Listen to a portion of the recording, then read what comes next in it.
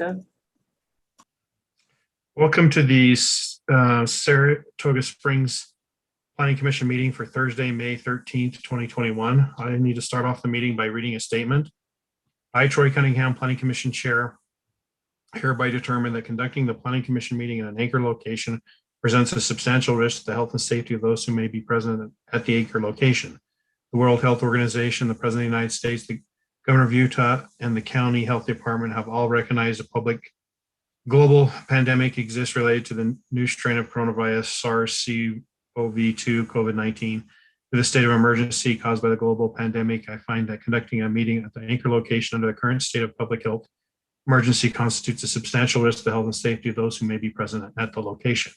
This written declaration expires 30 days from the date signed. Signed, Troy Cunningham, Saratoga Springs Commission. Planning Commission Chair, dated April 15th, 2021. We'll start off with the Pledge of Allegiance, and Ken Young has offered to do that for us. As soon as the flag appears, Ken, go ahead and lead us. Okay. I pledge allegiance to the flag of the United States of America and to the republic for which it stands, one nation under God, indivisible, with liberty and justice for all. Thank you, Mr. Young. All right, the first item we're going to go through is with the roll call. And present this evening, we have Commissioner Ken Kilgore, Commissioner Josh Wagstaff, Commissioner Bryce Anderson, and Commissioner Audrey Barton and Commissioner Reed Ryan are both excused this evening as they had other commitments they need to attend to. So then we have a quorum present. The next item we're going to go to, item number 3, is a business item. Secret Springs Preliminary Plat 1, located approximately McGregor Lane and Redwood Road. Firefly Homes is as the applicant. Rachel Day, Planner 1, is the presenter, but I believe she's going to be helped with David Stroud, our planning director. So I will turn it over to either of those two to start. Yeah, and Rachel's here. I think we're good, so she'll jump right in here. Yes, thank you, planning commissioners. Dave is going to get up the PowerPoint, though. Do you have that, Dave? Yep, I'll bring it up right here. Great. Secret Springs is a 14-lot subdivision in the south part of the city, corner of McGregor and Redwood.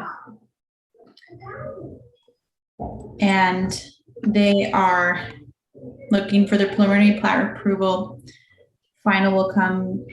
They've applied for final as well, and they'll go through that process to record before the end of the summer is the goal. And the applicant is Firefly Homes, who is present today. Next slide, please. So they're in the R110 zone, like I said, South City, just using, it's a 5-acre lot from a previous county plat from the 90s that they are subdividing further. Next slide, please. This is the design as it's shown in the packet with open space along Redwood Trail. And I don't think it shows it right here, but in one of the corner lots, they have a detention basin that will be provided within, and then there's landscaping that will be provided along. Yeah, right where the mouse is where the detention basin will be. It will be inside of a residential lot, which is something that's permitted per our code. Next slide, please, shows landscaping. This is continuing the Redwood Road Trail and having trees along it as well. And then we'll talk about this in the next slide. Something for discussion. The Planning Commission needs to discuss the applicant's request that the city take ownership and maintenance of the Redwood Road Trail open space. And I'll let the applicant speak to that a little bit more when the time comes. And a lot of it has to do with not wanting an HOA for the 14-lot subdivision. And then it's up to the Planning Commission to forward that recommendation to the City Council to either take it or not to. And then the next slide, Dave. So then there's the approval of the plat following all of the conditions, and then you can also continue or you can forward a recommendation of denial. And so I would like the applicant to talk a little bit more about their specific request regarding the open space as well. Who is here? I see Travis right there. Yes, ma'am. Can everybody hear me? Yes. Okay. So we have the Wellspring subdivision, which is immediately to the southeast of Secret Springs. We're just looking to continue the same development up onto that plat right there. We're willing to do whatever we need to make things happen. We are willing to throw in the trail and do all of the landscaping. We're more than happy to take care of that. The only thing that we're asking is that the city just maintain that. So then that way we don't have to do an HOA for the 14 lots. That's really the only request that we have.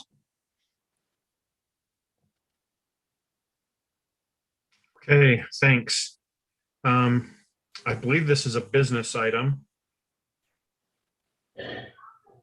So we don't have a public hearing on this. I'll go ahead and turn this over to the Planning Commission for comment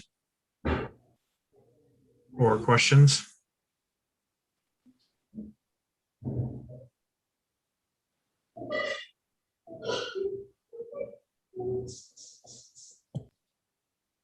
Ken, go ahead. Commissioner Kilgore.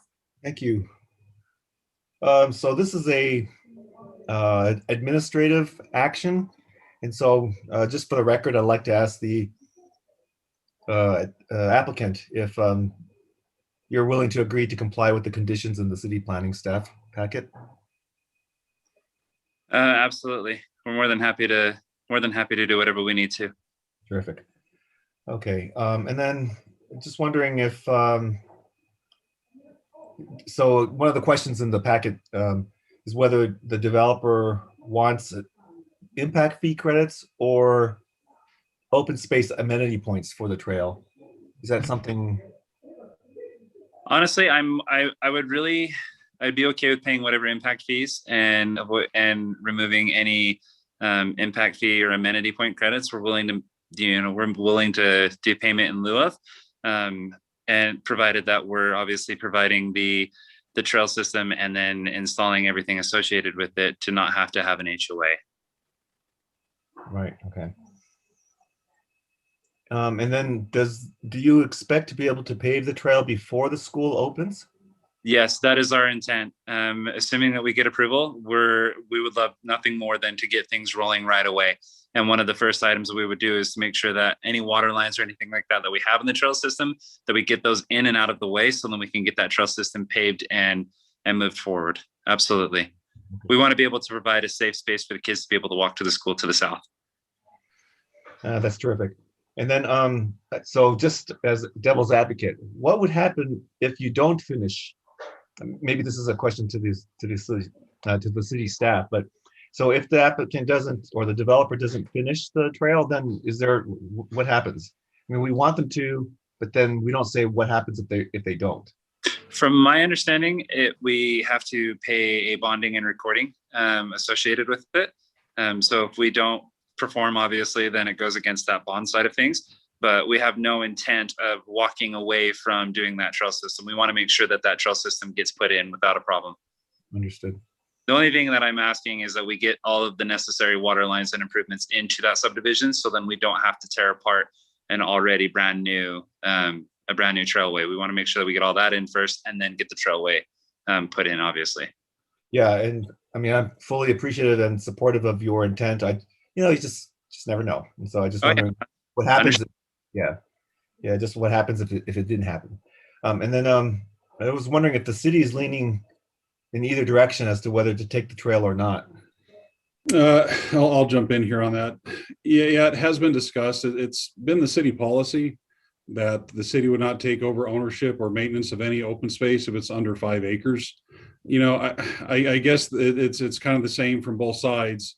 It's a small open space parcel, relatively speaking, that neither wants to be the one responsible to maintain it. But it is the standard of residential development to have open space. And most other developments in the city do have HOAs. There are similar ones up Redwood Road, similar to this, that are maintaining small areas along Redwood Road. I get it. It's a small number of lots. However, it is what it is in the code. And obviously, if we pick up these smaller open space parcels, that does have an impact on our crews, our maintenance crews, our public works crews, to have to go out there and then maintain those smaller parcels. So that's why it's kind of been the policy that you hit the 5 acre mark, then we'll consider it. It's not a guarantee either, even at 5 acres. But that's really where the conversation starts, then whether the city would take over maintenance and ownership would be the 5 acres. Okay, that's interesting because, all right, so this being an administrative process, is it in the code that 5 acre limit? Is that, you said it's policy? I think you said it was in the code. No, I mean, in the code, black and white, Yeah. the property owners make an HOA and they maintain it. That's what the code says. Okay. But the city would do the consideration at 5 acres. Okay. Yeah. So yeah, I'm wondering how, if it's administrative, we're just simply going by the code. Well, I guess that's what the point of conditions are, conditions.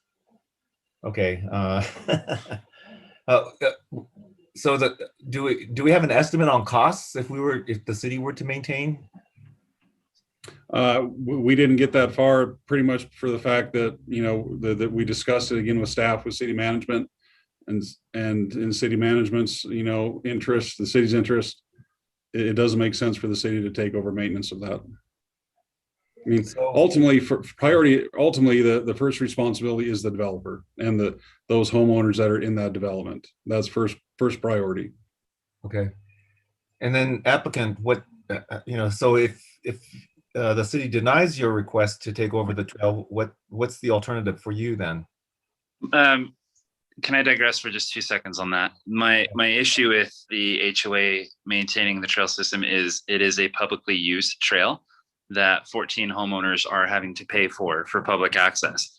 I'm not trying to dispute anything or anything along those lines, but I just don't feel that it's right for 14 homeowners to foot the bill for an entire city to be able to use that small section of trail. So I mean, that's where we stand on that side of it. But again, I'm not going to split hairs and fight back and forth on on who's right and who's wrong. And that's kind of where we land on that side of it. Right. But at the end of the day, I mean, we want to make sure that we're putting in a trail system that obviously is used and maintained, and people have the right of passage on. Okay. Yeah, that's so that's all my. Oh wait, let me make sure that's all my questions. Nope. So Commissioner Cunningham, that's all my questions, but I don't think I formed a clear opinion as to what to do about that question there, or that issue. Okay. Thanks, Commissioner Kilgore. Commissioner Wagstaff or Anderson, or I noticed that Commissioner McConkey's joined us. So either of any of you have any comments or questions you'd like to ask? Go ahead, Commissioner Wagstaff. Is the city already maintaining? Okay, is the city already maintaining that trail on the north and south side of where the subdivision is going in? We are not. There are some older segments back under, previous councils, previous management. There may be 1 or 2 segments along Redwood Road, but all the last subdivisions in the last several years, they've all been HOA maintained.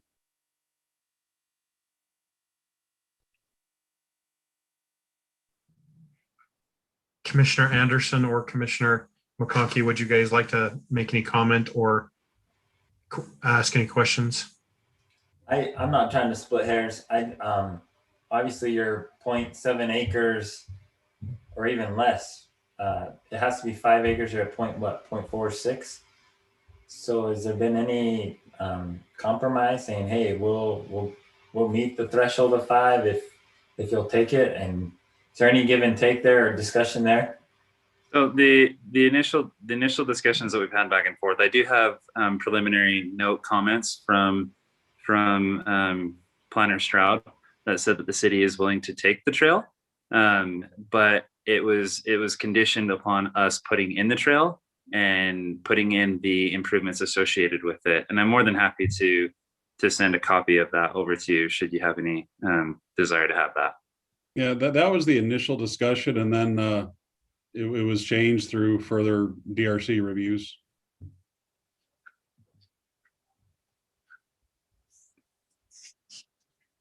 Okay, if we don't have, I do know for myself, I do know that there's other areas, even up here in the Harvest Hills area, where there's public trails that are maintained by the HOA.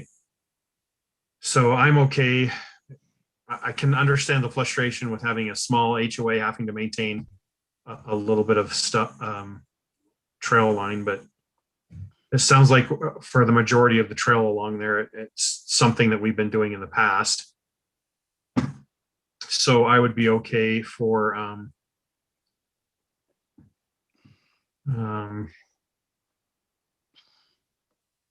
the an HOA to maintain it. That's where I sit on it. Commissioner Cunningham, Yes, Commissioner McConkey, go ahead. if is there a way, David, is there a way we can pull up that city code reference if it's not too lengthy and just read through it real quick? Which reference are you referring to? The minimum size for city maintenance. That's just a policy the council's looked at, at some point in the past before my time, that says, hey, if it's 5 acres, there's a community benefit, we'll take it over. The code is in black and white, says the developer provides open space and there's an HOA that maintains the open space. That's the code. Okay, so any developer then is required to have an HOA. I just want to make sure I'm understanding this. It's going to depend on the open space. You could have a development that's internal. Again, you've got the Redwood Road Trail here. Say you do a 15 lot subdivision further in, that is basically totally internal, surrounded by other residential. If you meet the qualifications, you could totally do a payment in lieu and not have any open space. That can't happen in this case because it's adjacent to the Redwood Road Trail corridor. So that has to be part of the open space. And the 5 acre rule doesn't mean the city takes it. No, that's where the city will consider taking it over. Right, but that's what I'm saying. It's still a consideration. Even if they said, you know what, we'll give you 5 acres instead of 4.6. That doesn't mean the city has to take it. It's not like their hands forced by any means. Correct. So I have my engineer on, who's tried to raise his hand a couple of times. Do you mind if he chimes in and voices on Yes, that would be fine. I just saw the message and after I was about to let him. So go, Mr. Anderson. So my name is Leif Anderson. I'm actually a land surveyor, not an engineer. But my issue comes up with my understanding of boundary law and everything like that. This is enforcing a developer along a regional trail system to, first of all, give up land for the trail and then have to set up an HOA. To me, that's attuned to adverse possession or what is it? I think eminent domain. It comes into that same type of thing. I mean, I know within our subdivisions, we've got sidewalks we've got to put in as all part of the development, but this is a regional trail that goes all the way along Redwood Road. He can't get approval for the subdivision without donating this ground to the city for this trail to go in. And to have the 14 landowners establish a homeowners association, which, yeah, can be established now, but what happens in 5-10 years when they decide they don't want to have a homeowners association? What is the city going to do? I live in Eagle Mountain. They had a big, massive Master Ranches Homeowners Association here a few years ago. It was dissolved because the landowners, the homeowners said, no way, we're tired of this. So they pay taxes. They'll all pay taxes to the city. City taxes are meant to cover maintenance of streets and roads and things like that. So that's my 2 cents. And that's maybe where Travis gets a lot of his fire under his belly from, because I'm just one of those that I just don't understand how the city can establish a guideline or a precedent for a developer to have to set up a homeowners association and then forcing that onto the new landowners in these lots. How do you keep those landowners to maintain that homeowners association indefinitely? That's all I've got. Yeah, and just that's the nature of any of, development with HOAs. They all have to pay their dues and maintain those open space areas. This is really no different. But if they decide to give that up, then they can, who does it turn to? It's going to turn back to the city eventually.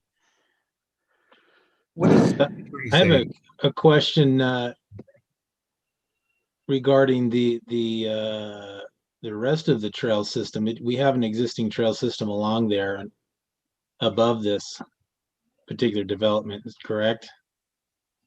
Yes. Yes, it is currently developed to the north. The developers to the south have established and built their trail to the south.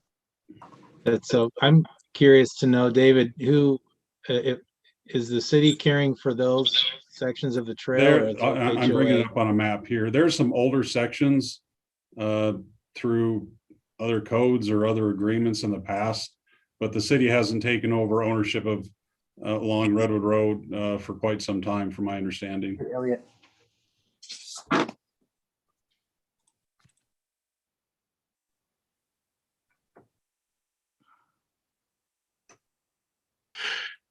David, do we have anybody from the city legal department on with us tonight? Yes, and might as well introduce you. Fred Donaldson is our new city attorney, and he is present here.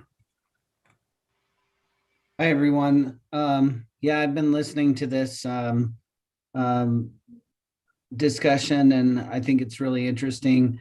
I'm very new. I'm brand new to this issue, but I'm happy to look into it further. I think, I defer to what city management has been doing and has done previously. But I'm sure we're open to discussion and to revisiting and reviewing some of these issues. Can you see the map? Okay. Can you see the map? Okay, here? yeah. Okay, I'm going to toggle Right. on and off the park maintained surfaces. And you don't see anything along Redwood Road. That would be a trail corridor that's shown as maintained by the city. Maybe zoom some in up on north that? under some older developments, but you look at everything, south of here. And there's obviously all these developments that are currently along Redwood Road. Those are all done by their various HOAs.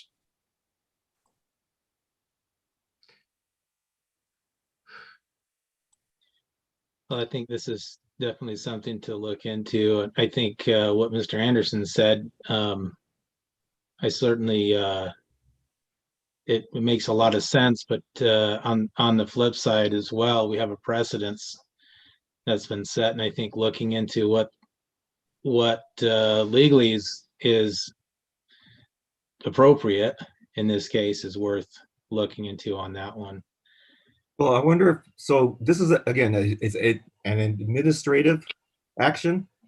So it's really strictly whether the applicant, abides by the code or not. And so I wonder if we could go ahead and, I assume, assuming that you are in favor of an approval, of recommending an approval, that we can go ahead and do that, and then just put in another condition that says that city legal will take a look at it as well. And, as long as city legal thinks that, is of the opinion that we are in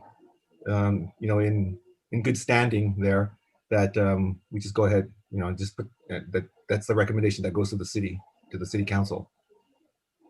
I'm glad Commissioner Kilgore brought that up, because that's kind of what I was going to suggest, that we do something in a condition. We're basically making a recommendation to the city council for this, and they're the land use authority in this area, and they would be the ones that make the ultimate decision. So no matter what we end up saying, we're basically just sending a recommendation on the city council will make the ultimate decision as to what will happen with this. We'll actually have Mark Johnson, mayor of Lehigh City, who I guess is listening in on this meeting. And he actually states that is a clear taking under Utah State Code. So he actually has an analysis on that. So I'm just going to throw that out there, Fred, for you to look into the Utah State Code, that is a taking, and any kind of a taking would not, it's kind of adverse possession. It's actually eminent domain type of an issue. So there would have to be compensation by the city for that at current market rate. Does he have some, like a memo or something that he could? He just send? says he has an analysis. I'll get with him and find out. Yeah, anything that you can provide Will do. to me, and I can share it with Kevin Thurman, the city attorney. That would be helpful. And you know, any kind of argument or position or anything that supports what you're saying is going to be helpful, and we can look into that. Thanks. Yeah, I just say send what you have, because I mean, if that's the case, the city's been doing it for years all up and down Redwood Road. Which doesn't make it right. This isn't a new and nothing's ever been challenged. Right. And so again, I appreciate the gravity of this, potential gravity of it, because yeah, if there is an actual legal case, then it would be, it could potentially change everything along Redwood Road that in those situations. Well, like I said, it's one of those things that as a land surveyor, I go through boundary law classes, I go through updated courses and study law for boundaries specifically. So yeah, but it's one of those things. As far as the responsibility of the planning commission, we're this isn't a legislative action, it's an administrative one.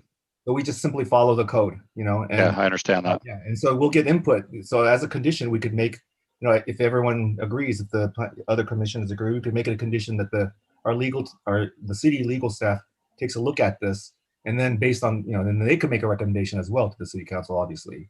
And so thank you. Yeah. Our biggest thing is we just want to make sure that we're able to build a community that people are able to live in and be safe in. And then, as I mentioned before, we're more than happy to, do whatever we need to get that trail system in and make sure that things are, done accordingly. The only issue that we're having, as mentioned before and mentioned now, is the HOA to maintain a publicly owned trail system, or publicly used trail system. Let me be specific. Hey, if that's all the discussion we have, I've got one more question. Go ahead, Troy, and that's I got to pull up my note here.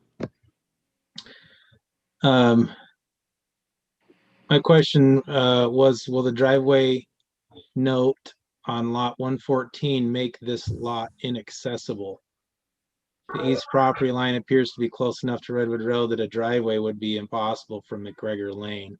That is designed, it's designed wide enough to handle that and have that drive access has to be in the easterly 20 feet of that lot. So We did measure that to ensure for that exact reason. I know some city ordinances would be a little more difficult in this case, but that's my only other question. Thank you. Thank you. all right. If that's all, I'll go ahead and entertain a motion at this time. Move that the planning commission forward a recommendation of approval to the city council for the Secret Springs preliminary plat located at the corner of McGregor Lane and Redwood Road, based on the following findings and subject to the following conditions in the staff report, with the additional condition that we ask the city legal staff to look into some of the legalities involved with the trail system and requiring the HOA maintain that system for that size property. Okay, we have a motion. Can I ask for a clarification on that? No. So the motion is to require the development to have an HOA, or that the city will. No, so yeah, so it's to follow code. So we approve it based on code, but I ask that the legal team take a look at the legality of what we're doing. in the code, what's required by the code. Okay. So it would seem to That me makes that the motion would be that, with the exception, potentially the exception of being a legal, uh, not being legal or having a legal difficulty or something, correct? No, the condition is to require or to request the legal staff to take a look at it. But otherwise, we're approving it based on code, which Okay, means they have to have an HOA. That's what the code requires. okay. Okay, we have a motion from Commissioner Kilgore. Do we have a second? I'll second that. And we have a second from Commissioner McConkey.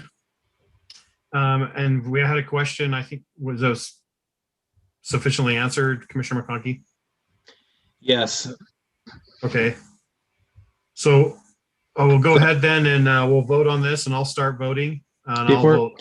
before we vote, my apologies. I'm just a little squirrely right here. I want to make sure that I'm understanding this correctly, that the motion that Ken made is to follow code with the condition that the staff look at the legalities of complying with code. Is that correct? That's what I'm seeing, yes. That was my intent. Is it to pass the preliminary as long as we meet conditions? Is that what the motion is? Yes. Okay. Okay, so I'm going to vote aye. Then Commissioner Kilgore, Aye. Commissioner Anderson, Aye. Commissioner McConkey, Aye. and Commissioner Wagstaff. Aye. So that passes unanimously. All right, thank you everyone for participating. Thank you. Next item. Do we item need, number? sorry, I don't mean to interrupt. Do I need That's to okay. stay for the rest of this, or are we good to go ahead and? You can. I don't think we'll bring out your item again. Okay, So, thank you. yeah, So you can go. Thanks, I commissioners. Appreciate it. bye-bye. Have a good evening. All right, so we're on item number 4. Business item is the Central Bank of Utah site plan located at Riverside Drive and Thrive Drive, Central Bank of Utah as the applicant, presented by Gina Grandpree. Hello, commissioners. How are you this evening? Nikki, if you can let Keaton in, Keaton Morton. He's one of the applicants for the next item, but we'll quickly go through Central Bank. So this is a site plan application for the Central Bank of Utah. It is located in the Riverside Crossing subdivision that's been recorded back in March. This is the first, I shouldn't say the first lot. This is the third lot that's being developed in that subdivision. There is a medical building and an office building here on the next to the residential. So this bank will be on 1.46 acres, and this here is the site plan. So it's here up there at the front. So far, you can see from the staff report that the application is fairly straightforward. They've met all of the landscaping requirements, all the requirements for the city engineer and so forth. Here is the design, the elevations, and the materials that they will be using. And pretty much staff has recommended approval of this site plan based on a mixed use zone, being approved as a financial institution in a mixed use zone. And if you have any questions, I'm here to answer them. Thank you, Gina. All right, I'll turn this over to the Planning Commission for questions or comment.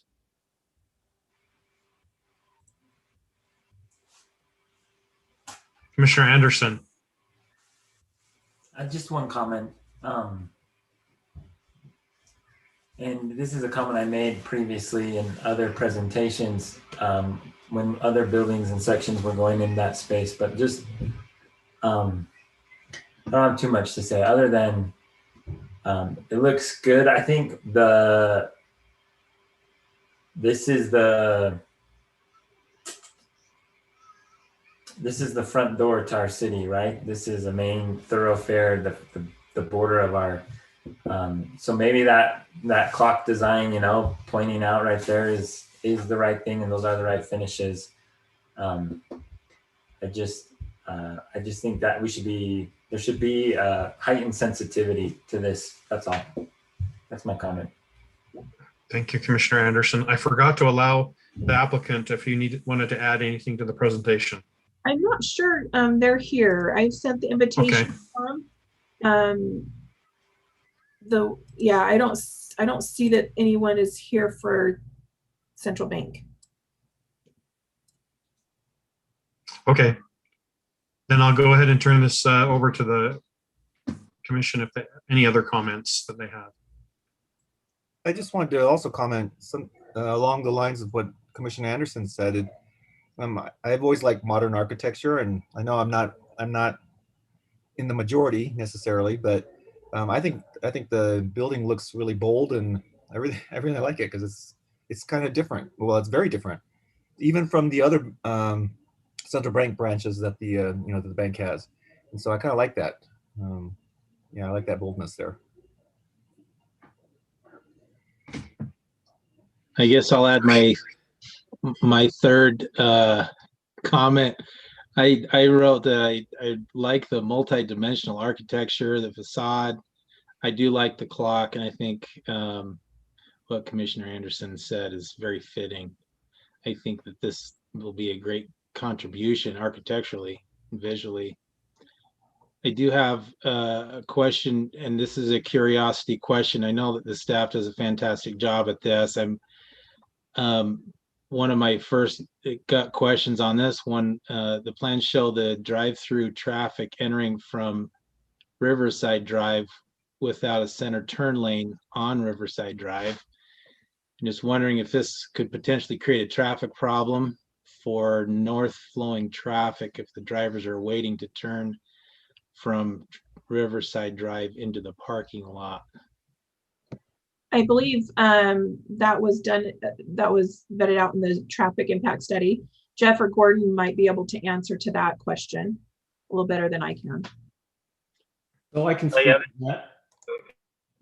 Jeff, I'll go ahead and speak to that. So let me make sure I understand the question. Commissioner, you're concerned about northbound Riverside turning left into the bank? Correct, without a center turn lane. Is that where this is Riverside Drive accesses off of Pioneer Crossing? I don't know, obviously I have no idea what the traffic study is and what's anticipated for traffic flow northbound and southbound on Riverside Drive. When I first looked at this, I assumed, until I saw the arrows in the parking lot, I assumed that the traffic, the incoming traffic into the bank would come from Thrive Drive. If it's coming from Riverside Drive and they're wanting to turn left into that parking lot, but Riverside Drive southbound is, we'll say, a parking lot, for example, waiting at a stoplight here. I'm wondering what type of effect that would have on the northbound traffic and traffic coming off of Pioneer Crossing to turn onto northbound.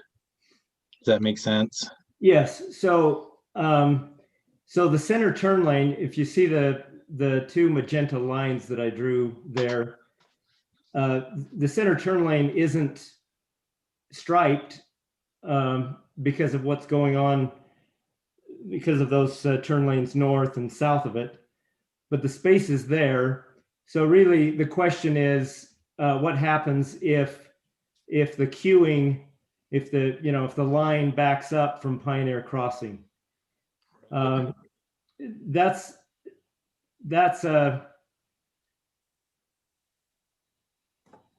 got a dual left out of there. So there should be enough length, queue length, to not obstruct left turn movements, northbound left turn movements into the site. And I would also just add that the traffic impact study analyzed the queuing going southbound on Riverside Drive. And so where you see that left turn lane, that was designed based on the maximum suspected queuing that will happen. And so, you know, traffic shouldn't back up beyond where you see that left turn lane terminate. So to clarify, the space is there. Yes, it's there, even though it's not striped. So we're not really anticipating a lot of traffic backing up southbound from that subdivision and the medical development. Well, so a lot is a relative term, but we don't anticipate more traffic than what we've provided for in space for queuing. Okay.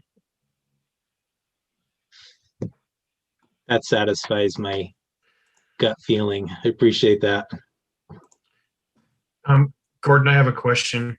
When will Riverside Drive connect through? Because right now it's just basically going to dead end at the end of the development, right? Doesn't connect through to anything beyond. Well, eventually it will, but it's development driven. So as the land north of here develops, then it'll be carried on through. Okay. Any other comments from the commission? Commissioner Kilgore? Yeah, and that's Riverside Drive is a city street, right? Yes, it is. Correct. It's a collector functional classification. Okay, thank you. Commissioner Anderson or Commissioner Wagstaff, do you guys have any comments you'd like to make or questions? Any further? Okay, if there's no other comments from the commission, I'll go ahead and entertain a motion at this time.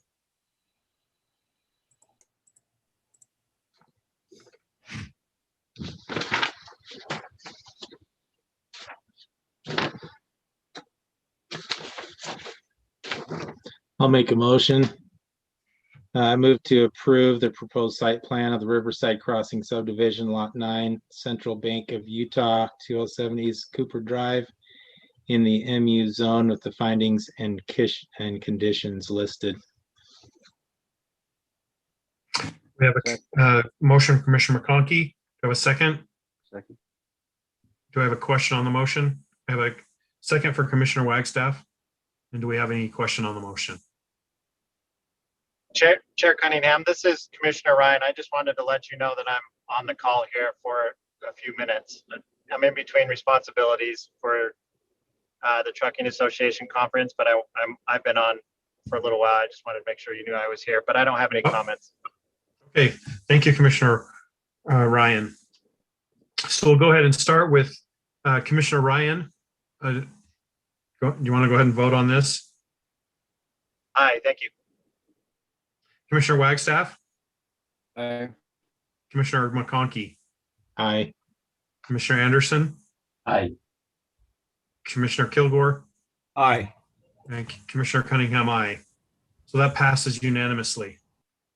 Go ahead and move on to the next item, item number 5. This is a public hearing from the North Lake Meadow rezone from agricultural to R19, located at approximately 1600 East, 145 North.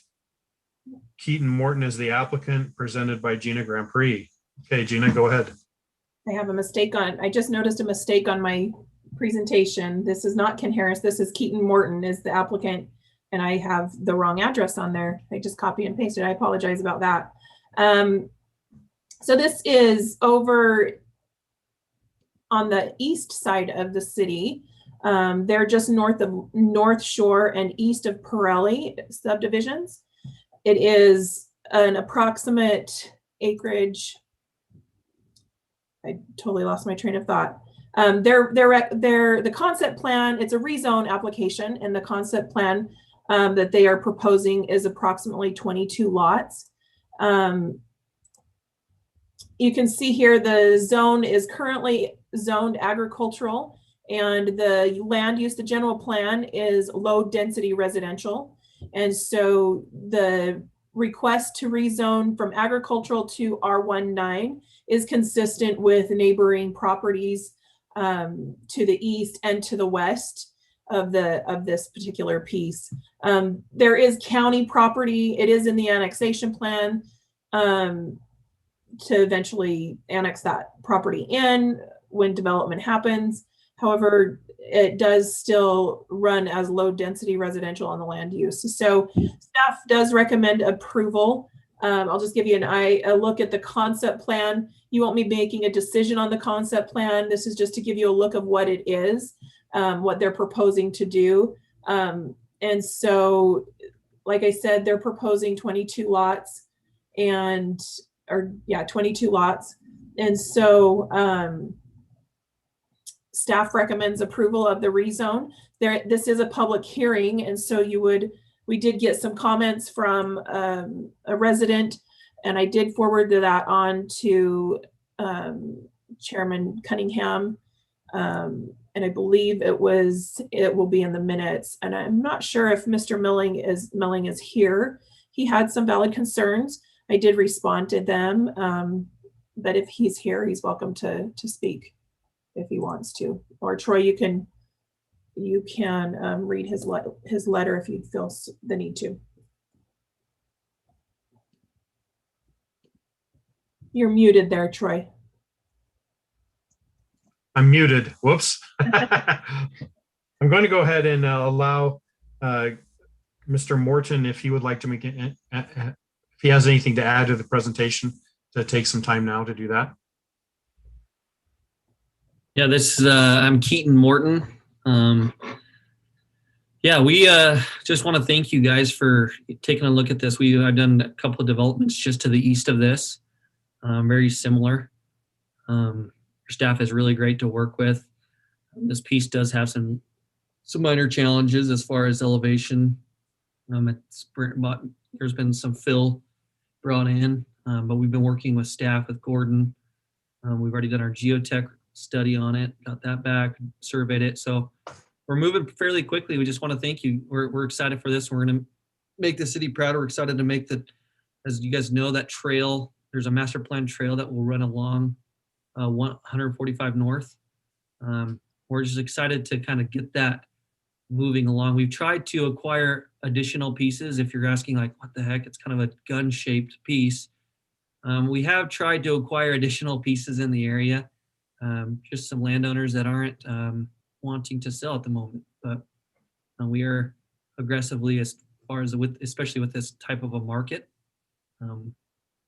pushing to see if they would want to sell, but obviously kind of respecting their wishes as well. So just want to thank you guys for that. Okay. Thanks, Mr. Morton. This is a public hearing, so I'm going to go ahead and open up this for public comment. If anyone's in attendance that would like to make a comment on this would be the time to do that. Is there anyone? Okay, so I did send Mr. Melling's comments to the rest of the commission. I can read them if he is not here. So I'll go ahead and read that at this time. The proposed rezone of a strip of our agricultural land to R19 medium-sized single-family residences creates a small island development while the property surrounding it on all sides still remains zoned for other uses. Moving forward quickly with development of a portion and isolated instead of considering a plan that incorporates the surrounding land seems premature. The development of the surrounding areas is inevitable and imminent. Let's ensure we don't move forward with one particular proposal because it is present at the expense of better long-term plans that may shortly be an option. As a resident in the surrounding neighborhood of the proposal, specific concerns with the current concept plan. And then he has a link to the concept, and his concerns include the coming expansion of Pony Express Parkway as a vital improvement, both for the area and for the larger community that it will connect. However, continually adding small local roads directly off of a major arterial seems like it'd do a disservice to both the residents of the street and the travelers along Pony Express. Similarly, the master plan projections for this area of Saratoga Springs and surrounding areas assume a maximum of very low density zoning. While I appreciate the need to find more housing solutions, I worry that we are continually pushing for higher occupancy and to develop every possible parcel would quickly exceed even the high level projections of growth for the area. Therefore, instead of meeting or being proactive in providing infrastructure to our swelling residents, will actually be falling behind. All this despite some really excellent work in coordinated public planning.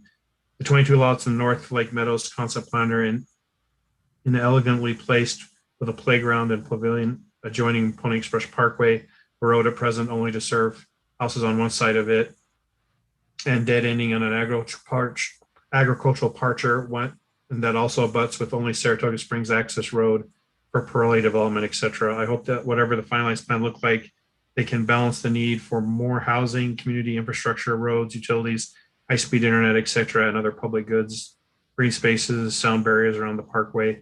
Again, in general, I hope to see a more unified approach to city neighborhood development.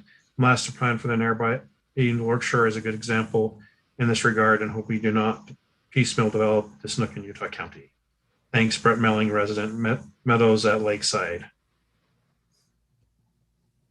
Okay. Is there any other public comment that we need to make sure is entered in? If I don't. Not, Didn't get any. okay. I'm going to go ahead and close public comment at this time, and I'm going to turn this over to the Planning Commission for comment. Oh, well, Gina, do you want to summarize what you responded to Mr. Melling? Of course. So some of the comments that he made, they're valid comments. Of course, this is a legislative decision. And so this goes to the Planning Commission. It goes, you will, as a Planning Commission, will recommend to the City Council. The current land use as established by the general plan is low density residential, which the minimum size of lot that it ever could be rezoned is 8,000 square feet. And so it is within the general plan, something that has already been approved and is directing the development of this property. And so I did explain that to Mr. Melling.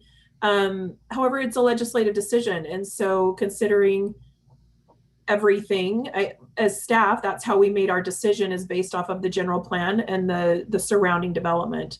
And so we feel confident that this is an appropriate use for this land, and therefore recommend approval to the Planning Commission and to the City Council. I'll go ahead and open this up to the Planning Commission for comment.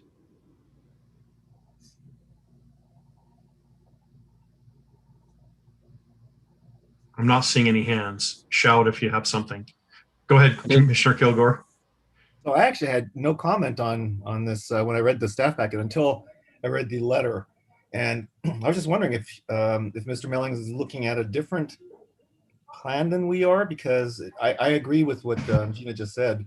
It seems like all the surrounding areas are also, slated to eventually become low density residents, right? So, when you mentioned that it's not appropriate to what's on the east or west, I just wonder if he's just looking at something different, or I'm not sure.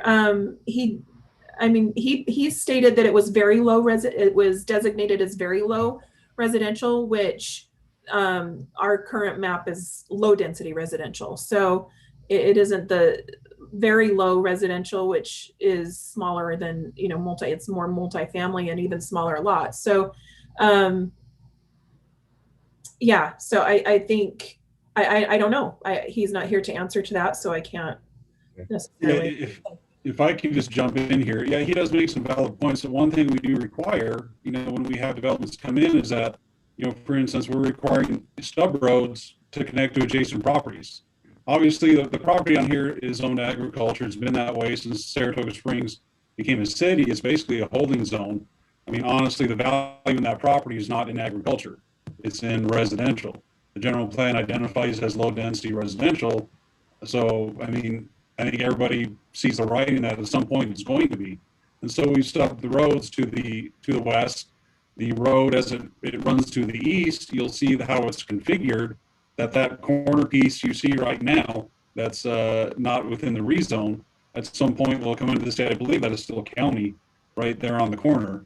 At some point it'll come into the city, and how the road is configured there, it runs adjacent to that property where that development will then have to put in their share to finish off that right of way. That gives them access as well to that road, as well as access to the, potentially to the east and the south.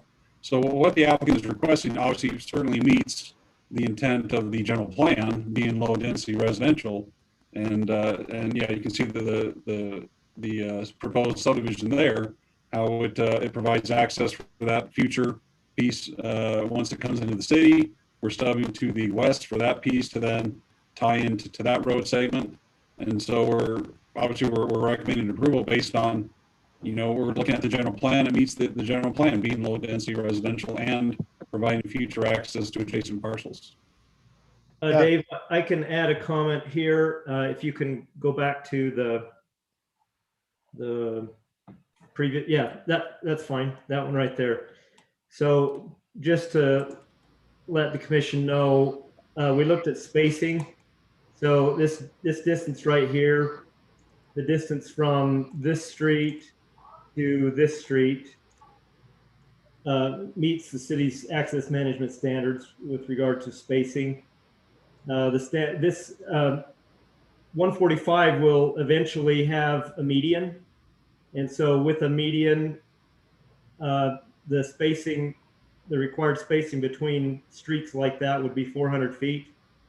And this distance is about 530. Thank you. I'm glad you mentioned that, Gordon, because I was going to ask, because that's another comment that the letter included was about, having small roads proliferate, but I mean, you got to have access. And it sounds like the distance, like you just showed with your lines, it's actually above the minimum requirement of spacing. So it sounds like it makes total sense to have a road there, and it's necessary. Yeah, and so the other lines that I'm drawing here will provide access to this piece to the west. There won't be an access right here, but it'll have access via the lines that I've drawn that way. Thanks, Gordon, for drawing those in, because that was going to be my question. How does that connect over to the Pirelli roads? All right. Do we have any other comments from the commission? Commissioner Anderson or Commissioner Ryan or Commissioner Wagstaff or Commissioner McConkey? I'll let the other guys go first if they have something.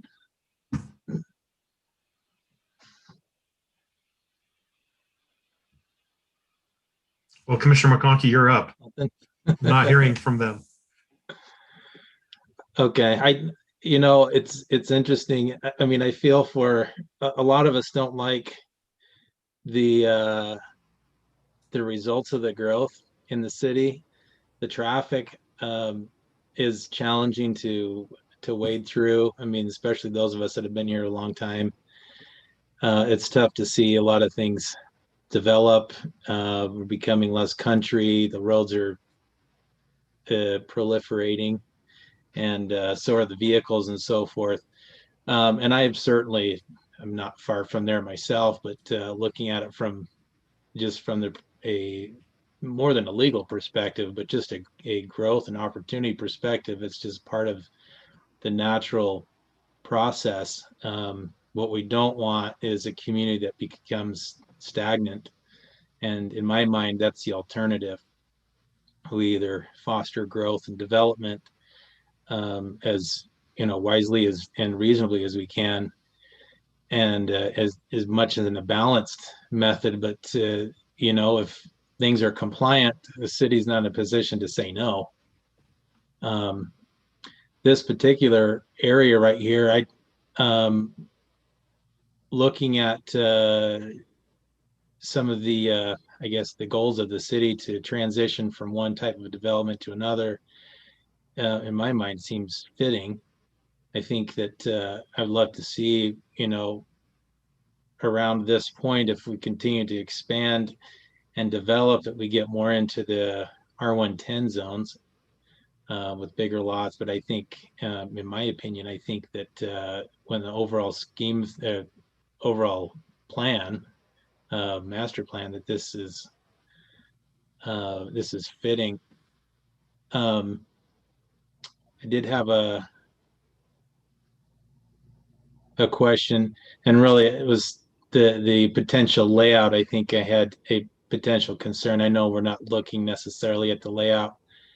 I just had a note here based on the staff notes on the plan regarding the street width along the north lots. The actual number of lots would seem might need to be reduced, but it wouldn't change the zone, or it wouldn't change the zone, wouldn't change the zone change proposal. Are you referring to this smaller section here? Yeah, Next and I down. can't quite see it on my computer. It's too small. I gotta open up mine here. There was a note on that. And that would. Sorry, I gotta find it here. What was it? The lot size, I think. I did all this on Saturday, so it's not quite as fresh in my mind. Corner lot needs to be 10% larger. Right. So when we do a concept plan, we don't necessarily request comments back and do a second review. It's very low level. Sure. What you need to look at the time of preliminary plat. And so, yes, these corner lots have to be bigger. This has to be a 59-foot cross section. All those comments will be addressed at preliminary. Right. Okay. Then I don't need to say anything more. That's great. You guys are awesome. Thanks. Of course. Commissioner Anderson or Commissioner Wagstaff, do either of you have any more comments? I'll just say, I think it fits to rezone this to R19, and I'm ready to make that motion. I do appreciate the comments though, right? Like what we don't want is a Dalmore Meadows, right? That's what we got when we weren't careful. But my question was Dalmore Meadows, I mean, before it was R19, it was agriculture, right? And maybe that's what the plan was at the time, was to make that all residential, and no one dreamed it'd be, so our master plan will change. But I do think this residential does fall in line with the future of that space. So I appreciate the comment, and we've been guilty of it in the past, so it's a nice reminder. Commissioner Wagstaff, go ahead. Just one quick comment where he needs to readjust the lots a little bit and fine tune them. There's that road stub from that subdivision in the north, and so you might look at stubbing a road there about lot 7. They would tie into that in the future possibly, but that's for another time.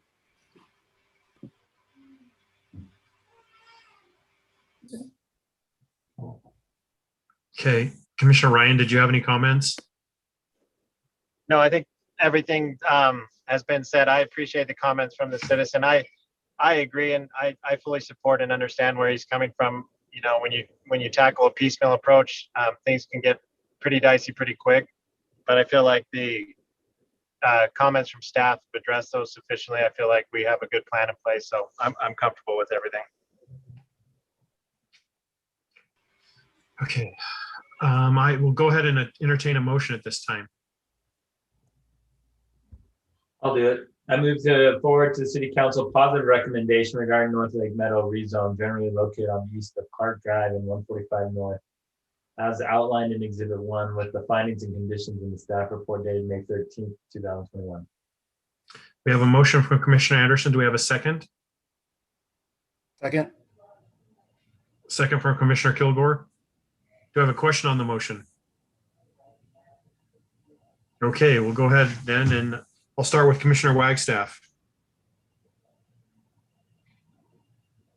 Aye. All right. Commissioner Ryan. Aye, thank you. Commissioner McConkey. Aye. Commissioner Anderson,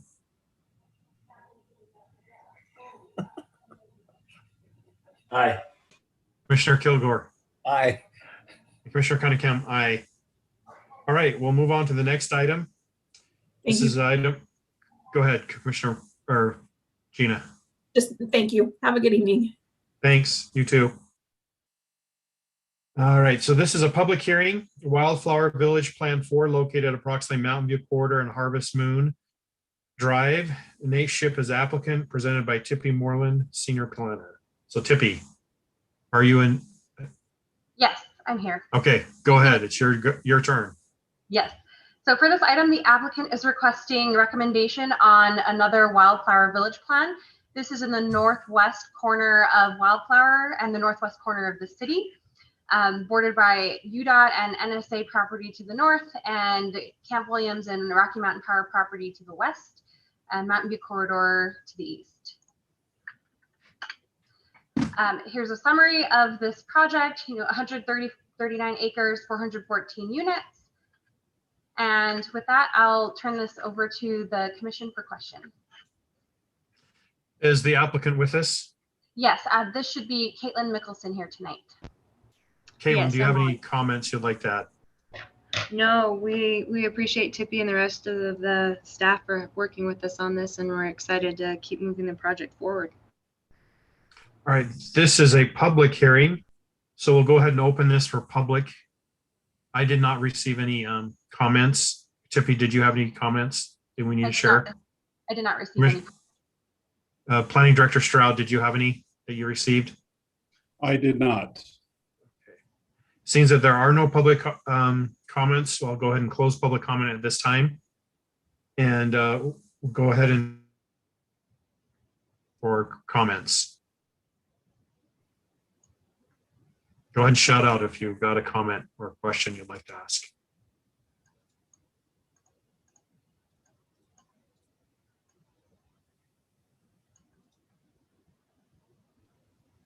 I just wanted to say Commissioner I don't have any comments. Okay. I think this is great. I don't have any comments either. All right. Well, then, as there's no comments, I'll go ahead and entertain a motion.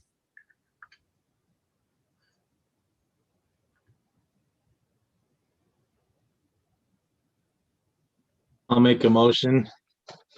I move that the Planning Commission forward a positive recommendation to the City Council for Wildflower Village Plan 4 located at approximately Harvest Hills Boulevard and Mountain View Corridor based on the findings and subject to the following, or to the conditions that are listed. We have a motion from Commissioner McConkey. Do we have a second? Second. Commissioner Anderson with the second. Any question on the motion? Okay, I will start with voting myself. And I'll go aye. Commissioner Kilgore. Aye. Commissioner Anderson. Aye. Commissioner McConkey. Aye. Commissioner Ryan, are you still with us? I am, thanks. Aye. And Commissioner Wagstaff.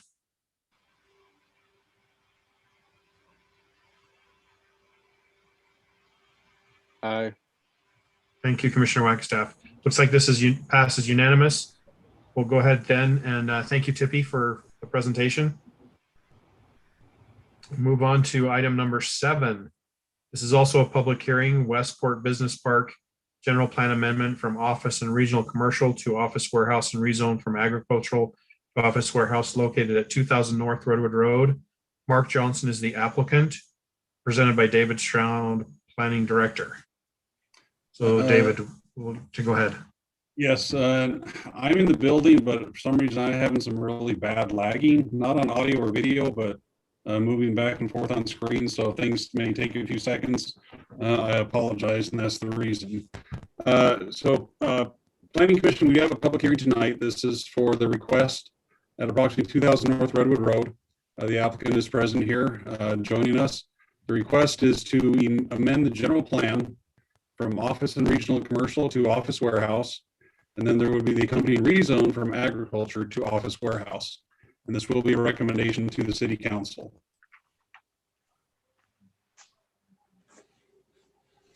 Again, just identifying the properties here. Encompasses approximately 18.29 acres here on the west side of Redwood Road.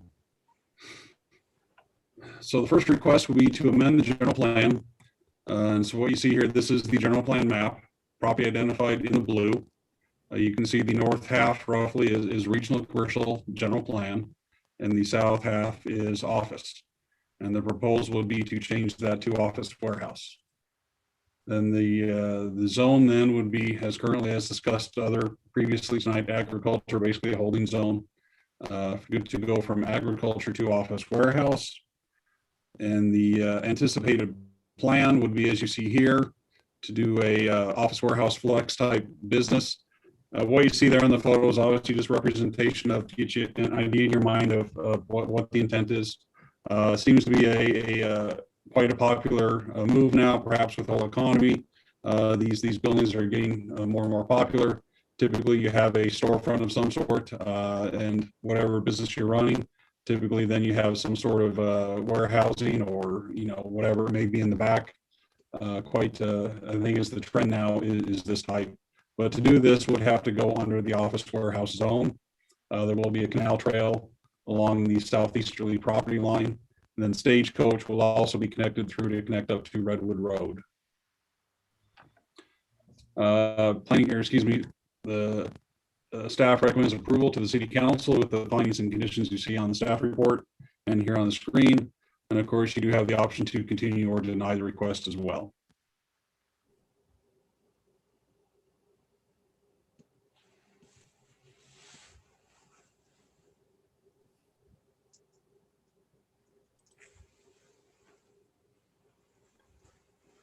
Troy, we can't hear you. You're muted. Whoops. Again, sorry. Thank you, Director Stroud. It looks like the applicant, Mark Johnson, is it Mayor Mark Johnson? Yeah, but for tonight, it's just Mark Johnson. Okay. Would you like to add anything? Also to here the with Larry presentation? Lindstrom. He is the owner of the project, and we may answer questions, different questions, depending on what we need to address. Okay. Then this is a public hearing, so I'll go ahead and open this for public comment at this time. Is anyone in attendance that would like to make a public comment? Or do we have, Planning Director Stroud, have you received any comments? I have not on this project. Okay, I have not received anything. If there are no other public comments, I'll close public comment at this time, and I'll turn this over to the Planning Commission for questions.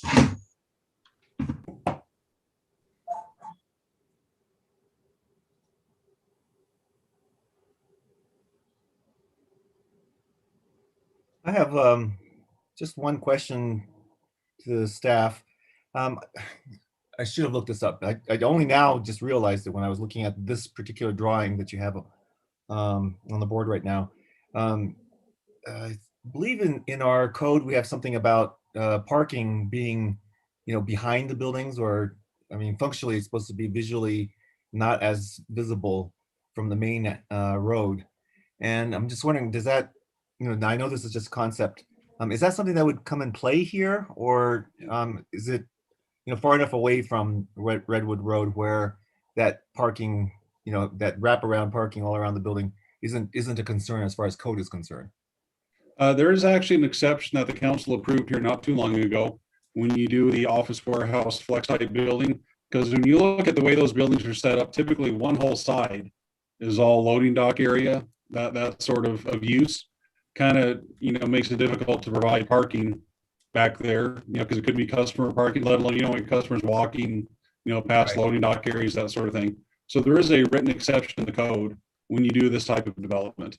Now, what the code also does say is that in this case, when you front more than one public road, those garage doors, those roll-up doors, those have to face the lower classification road. And that's what they're doing here, or they're facing away, depending on which building you look at. Okay, thank you for that clarification, because just want to make sure that when you do design this that it is within, I'm sure you'll do that, but within code. And so I'm glad you got, I got the clarification. Thank you. Thank you, Commissioner Kilgore. Do you have any other comments?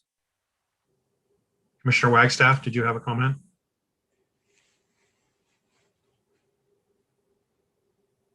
I didn't, but I'll just say I'm glad to see more places coming to provide jobs. We went through this type of building a little bit 2 weeks ago too, so I'm excited to see more places for people to work. Could I just make a quick comment to Mayor Johnson? I guess it's just Mark Johnson tonight. Obviously, Saratoga Springs, we have one major artery that goes north-south, and this is it. It's Redwood Road, right? And so we get these warehouses with trucks, and that one artery gets big rocks in a river, right? And these big trucks. Anyway, so I'm all about moving forward and making this recommendation. We just asked Mayor Mark Johnson to leverage and use all of his influence to hasten the coming of the Mountain View corridor. I don't suppose you've heard the latest news. Well, I would imagine you have. It's been approved. Money is on the way. You are going to get your Mountain View corridor. And I'll tell you what, we're every bit as excited about that as Saratoga Springs is. Okay. In fact, I'd argue we're probably more excited, but for reasons maybe you wouldn't fully understand. Then again, maybe you would. Great. Thank you. Any other comments from the commission? I do have some. Go ahead, Commissioner McConkey. I'm a little disappointed that Commissioner Barton is not here to make some comment where this was kind of a discussion a little in that area. I believe it was the last meeting. I think it makes sense, in my opinion. I am to assume, looking at the pictures and understanding a bit about office warehouse buildings, that what most likely, even though the concept map is showing pitched roofs, I'm to assume that we're anticipating some tilt-up buildings in this development. Is that?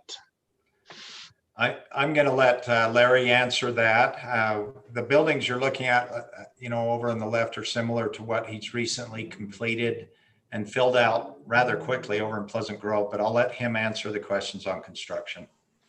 The roofs, they may be pitched, they may be flat, but whatever they are, you won't be able to see from the road. So it's what you're going to see as a facade from the road. So really, the pitch on the roofs is pretty irrelevant as far as what the look goes, but there won't be any roofs visible from the road.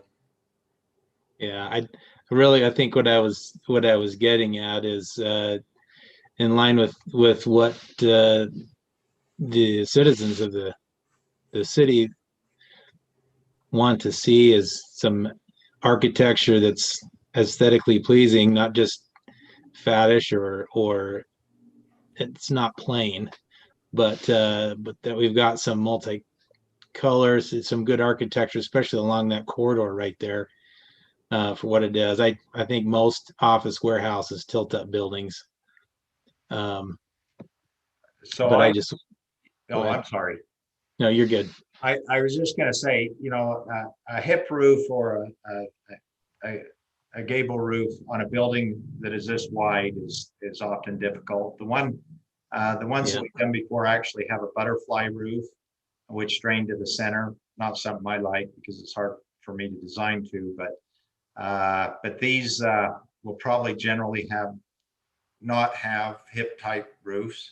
But as far as the architectural style, I guarantee you, Larry is pretty sensitive about that. And I'm glad to see Ken Young here. And by the way, congratulations, Ken. I was excited when I found out you were over there in Saratoga now, but yeah, see, look at that, even turned on his video. I think Ken can heard my name, I got excited. Good to see you, Mark. And Larry, good to see you guys. Good to see you, Ken. Ken can probably tell you that in Pleasant Grove, Larry did 3 projects under him. And to my recollection, we pretty much made every architectural change that the city requested. In fact, one big change is Ken asked for a row of commercial combination senior apartments to look like brownstone buildings. And Ken, that's pretty much what you got over there, wasn't it? Yeah, So, turned out good. Yeah, I don't think there's many developers that I'm careful who my clients are. And I don't know many other developers like Larry who will actually build something that'll look nice to the city's request. That's fantastic. But I think this proposal fits the general plan well, my opinion, but that's all I have to say. Appreciate it. Thank you. Thank you, Commissioner McConkey. Commissioner Ryan or Commissioner Anderson, do either of you have any comments you'd like to add?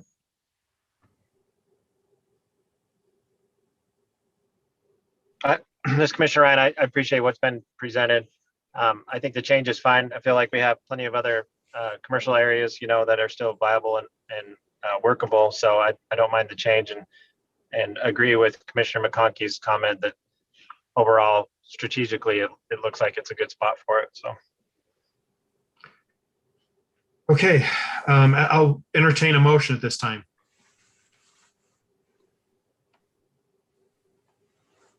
I move to recommend approval to the City Council the request to amend the general plan land map from office and regional commercial to office warehouse and rezone from agriculture to office warehouse on 18.29 acres at 2000 North Redwood Road as outlined in Exhibit 1 with the findings and conditions in the staff report dated May 13th, 2021.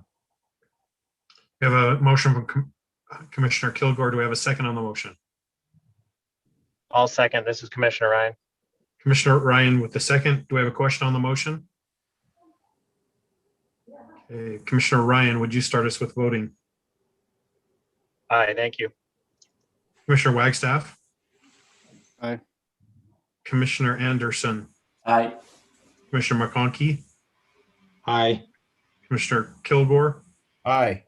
And then Commissioner Cunningham, aye.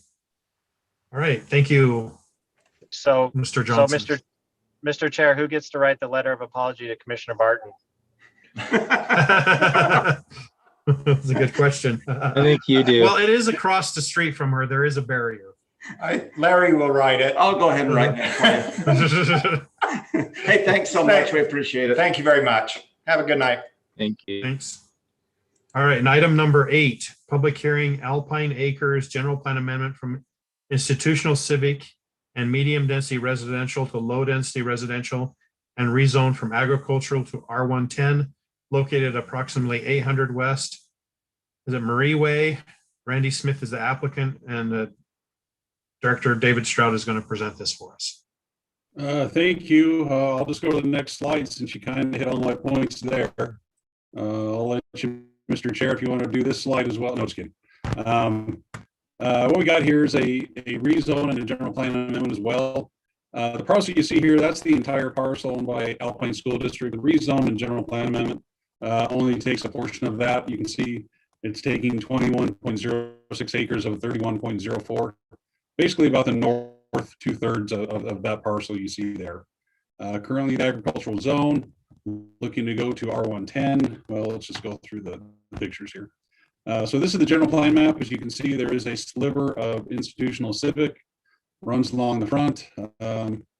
Obviously tough to actually use that for institutional civic in that configuration, but it is on the property. The general plan also has medium density residential. The applicant is requesting to change those two land uses to low density residential. And then in the zone currently is agriculture. The proposed zone would be R110. So minimum of 10,000 square foot lots. Again, we take a concept plan with a rezone, non-binding of course, but this is the current working diagram. Probably will change a little bit to get some road alignment issues taken care of. But right now the concept plan does show 60 single family lots. There are 2 areas of open space along the west edge, would be a trail corridor. And then there's a park area somewhat centrally located as well. There will be 2 access points out onto Marie Way.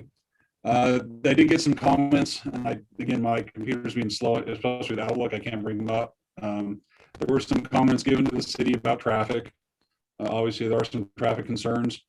As you can see on the concept plan, the east road right now is currently lined up with a drive approach. Most likely that west approach will be relocated further to the west to line up with a ASD lineup as well. Again, those things are addressed later down the road at preliminary plat stage, but there are some changes, some potential working changes. We have informed the developer to keep an eye out. And with the staff recommendation is approval with the findings and conditions, and you can continue or deny as well. Okay, thank you, Any Director questions I Stroud. can answer. It looks And, like the applicant is here. okay. Thank you, Director Stroud. My mic is on, right? Yes. It looks like the applicant's here. Randy Stroud, would you like to add anything to the presentation at this time? Yeah, thank you. You guys can hear me all right? Yes. Yes. Perfect. No, yeah, we appreciate the opportunity to present to you guys. We've been looking at this project and talking with city staff and working with even some city council members and determining what to do with this property. And as we initially looked at it, with the general plan indicating, I think the medium density 5 to 10 units per acre, we came in with several concepts. I guess first with townhomes on this property, and then we kind of blended townhomes with some other smaller lots, and we've even blended one that had small lots up to 10,000 square foot lots, and ultimately, I guess the direction that we were given from staff, from Mark Christensen and Dave Stroud, was the path of least resistance would be to come in with this lower density, and that would be what the city's looking for. So that's the application that you guys have in front of you today. After working through all those details, we are matching exactly the density of the 10,000 square foot lots with the adjacent community that we connect with on the northeast side. And then I guess we're up against some higher intensity uses on our west side with the future freeway and the more dense general plan area across on the other side. Happy to answer any questions and happy to be here with you guys tonight. So thank you. Thank you, Mr. Smith. Okay, so this is a public hearing, so I'm going to go ahead and open this up for public comment.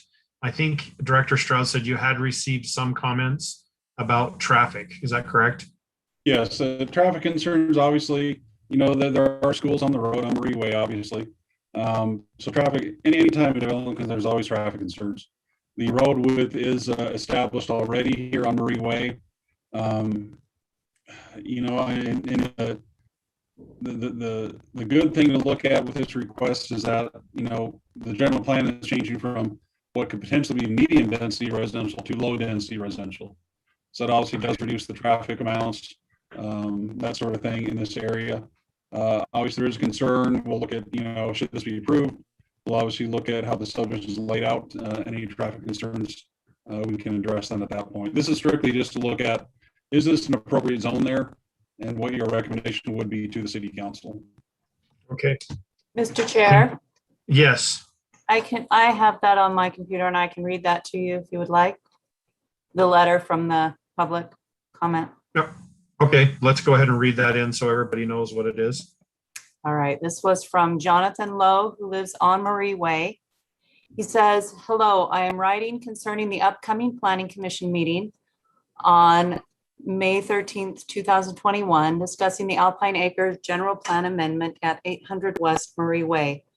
As the west end of Marie Way sits currently, there are already 3 school entrances, exits, and a 4-way stop, all within the same stretch of road that they are considering adding 2 entrances to for this neighborhood.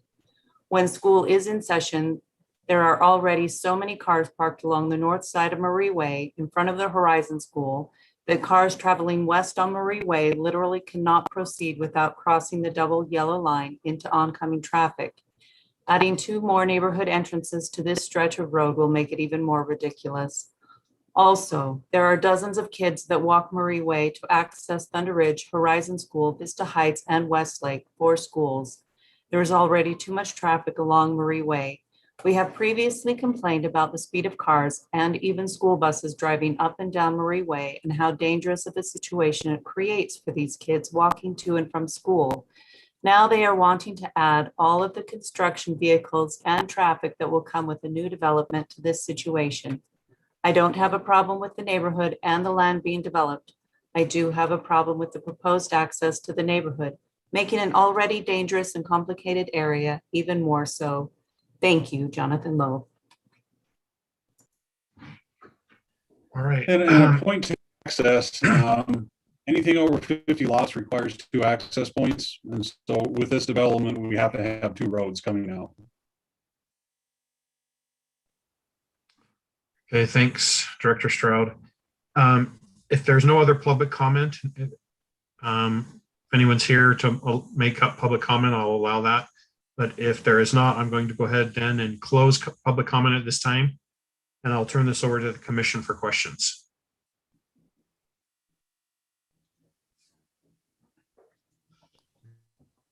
I'll go first. This Commissioner. Go ahead, Commissioner West, staff. Go ahead. So I'll echo everything that the resident said. This is one of the worst areas I've ever seen, and especially in Saratoga Springs designed. The planning here is terrible. And that goes back, those 5 houses on Murray Way, there should have been an access to this property.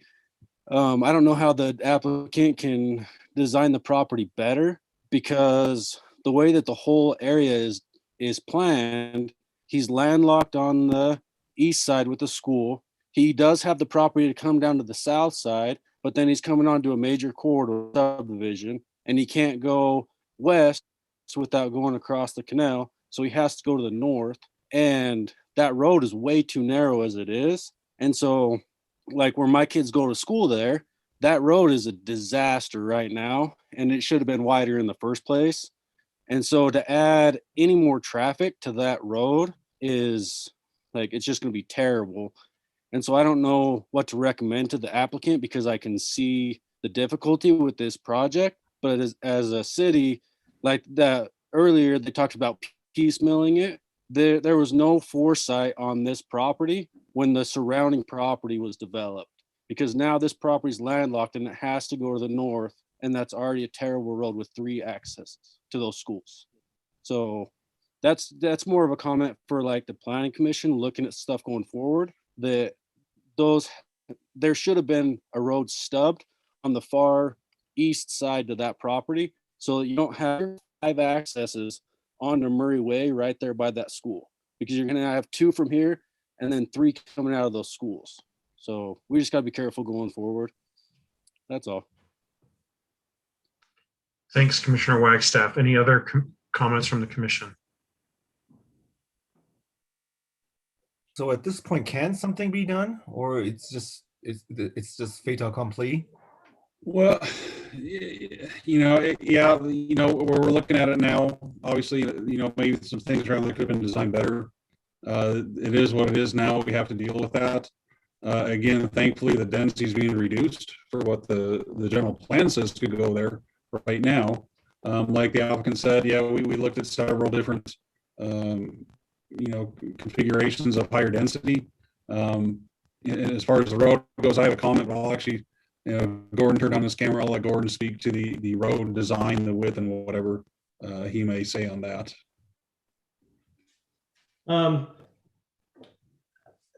So I think the thrust of the comment is about the congestion that the schools are adding, and so it would probably be well for us to engage the schools again to discuss how they're managing their traffic so that it's not out on the street. It never should have been out on the street, and that's not. So it's not a function of the width of the street. It's a function of designing those sites such that they don't queue on the street. So that's a discussion we can have with the schools With regard to the speeding on the street and whatnot, it's kind of counterintuitive, but it's a very narrow street, and the more congestion we get there, actually reduces the speeding. And so I think the key to all of this is talking to the schools again about their traffic management and trying to keep that from bleeding out on the street. Thank you, Gordon. Any other comments from the commission? I have a question about that, the street width. Is it, I mean, as far as rezoning this, piece of land, I think what the decision made to make an R110, I think, is the right move. So I think that just is fitting. Now, how to handle the concern and the issue, I think, is definitely something that's worth looking into, how to handle that. I don't know if there's anything that can be done to widen the street there, or if that would even help anything. It does. Can I pipe in one? Go ahead, Commissioner Wagstaff. I do think the street needs to be widened. People try and park on that street to pick up kids because there's not enough area to pick up the students. And so that street is lined with cars. And then you have all the school buses trying to come out from both schools at the same time because they get out at the same time. And there's 4, and I'm sorry, before I said there's 3, there's actually 4 because there's a small business area there too. So there's 4 entrances and they all have to come to the south. None of those can go to the north. So all those schools have to come onto that road, and all this subdivision is going to have to go onto that one road because they're landlocked to that one Mary Way. And so anyways, it's just a disaster already. And so I do think it needs to be widened because there's not enough places for people to pick up their kids without parking on that road.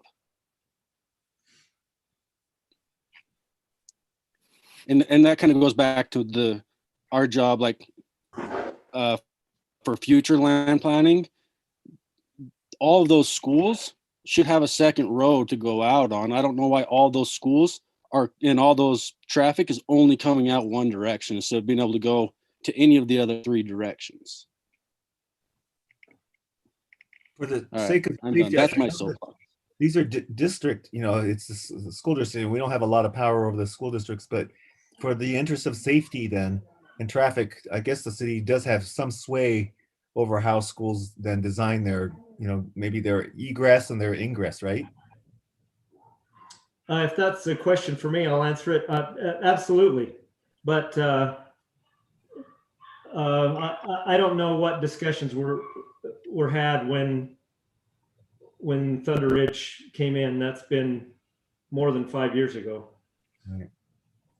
But it's and I don't know what tools we have to compel them to stop impacting the street now. But it's a discussion that needs to be had. If parents are parking out on the street, then that's the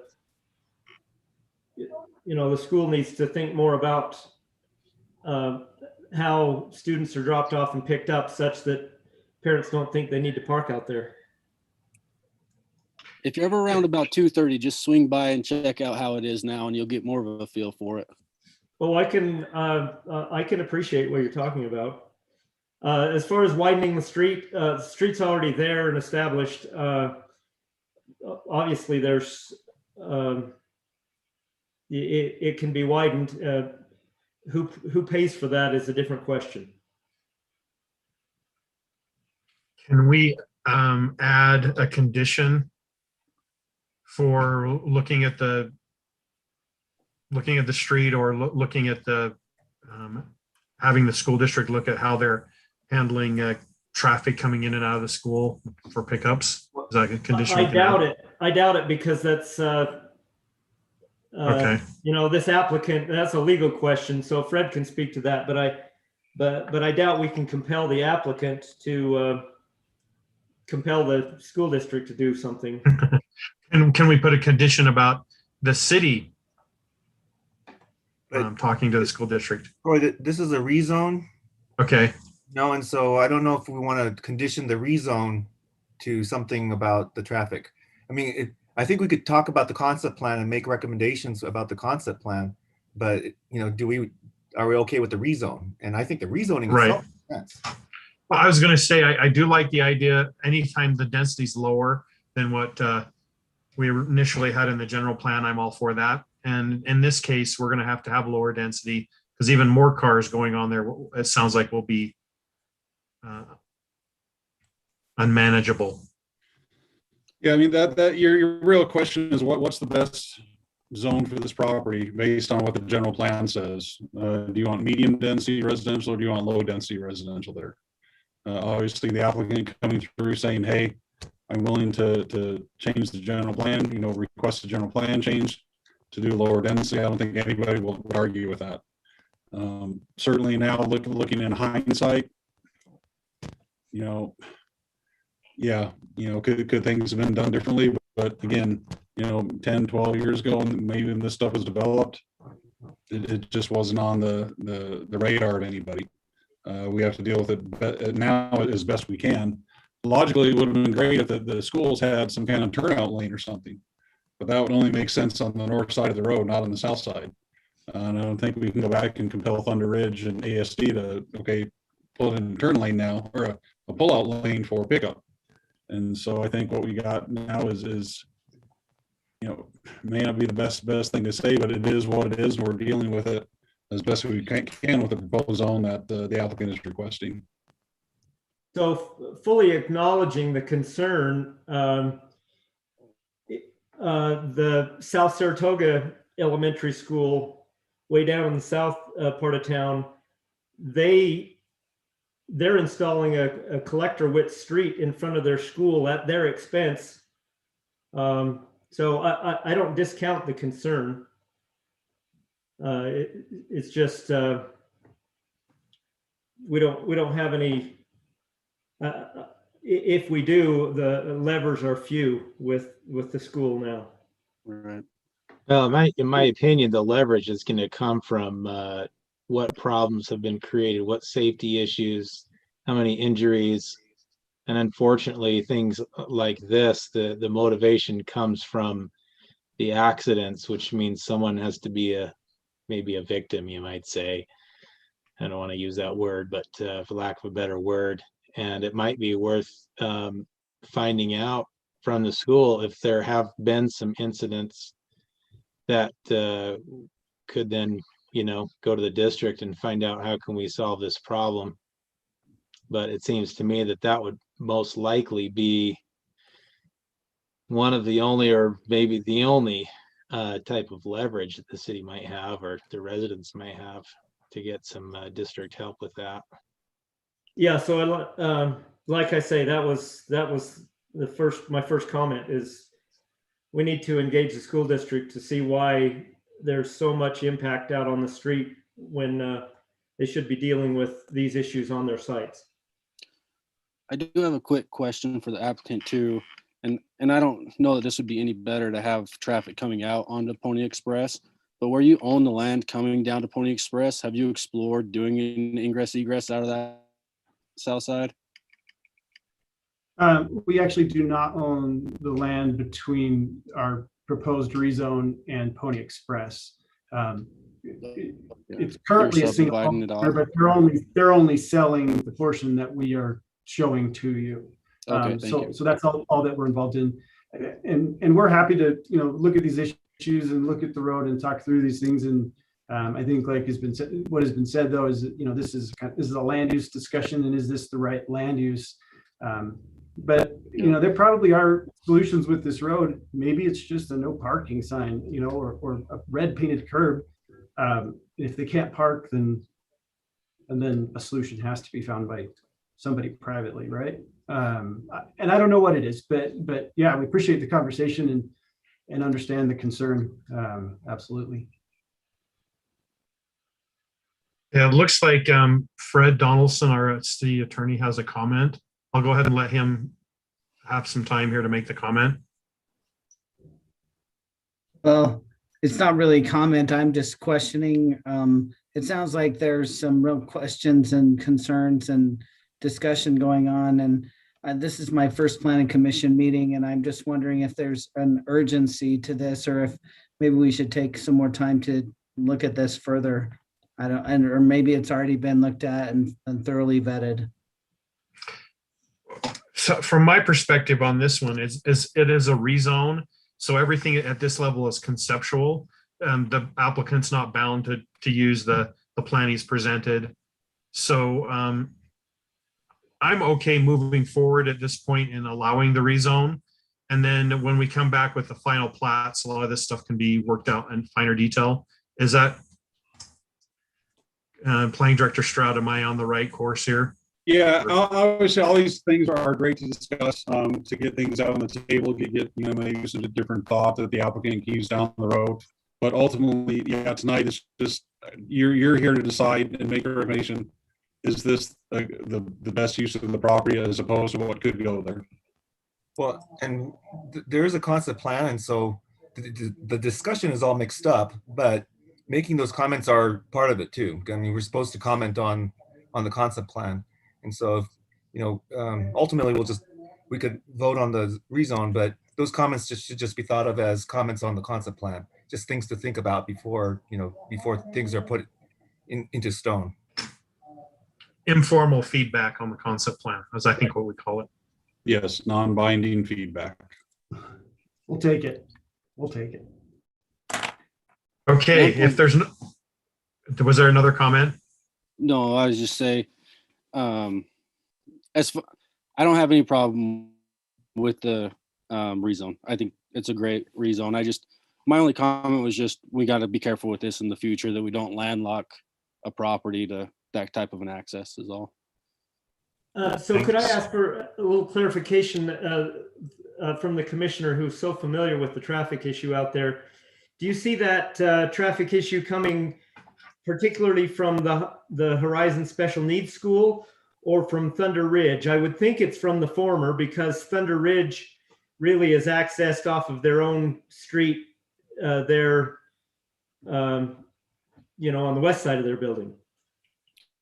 So that whole Mary Way is packed with cars from both sides, or from both schools, I think. And really part of the problem is they get out of school at the same time. Both schools do. And so you have all the school buses trying to get out, and the school buses can't even get out of the parking lot because everybody's parked on the roads.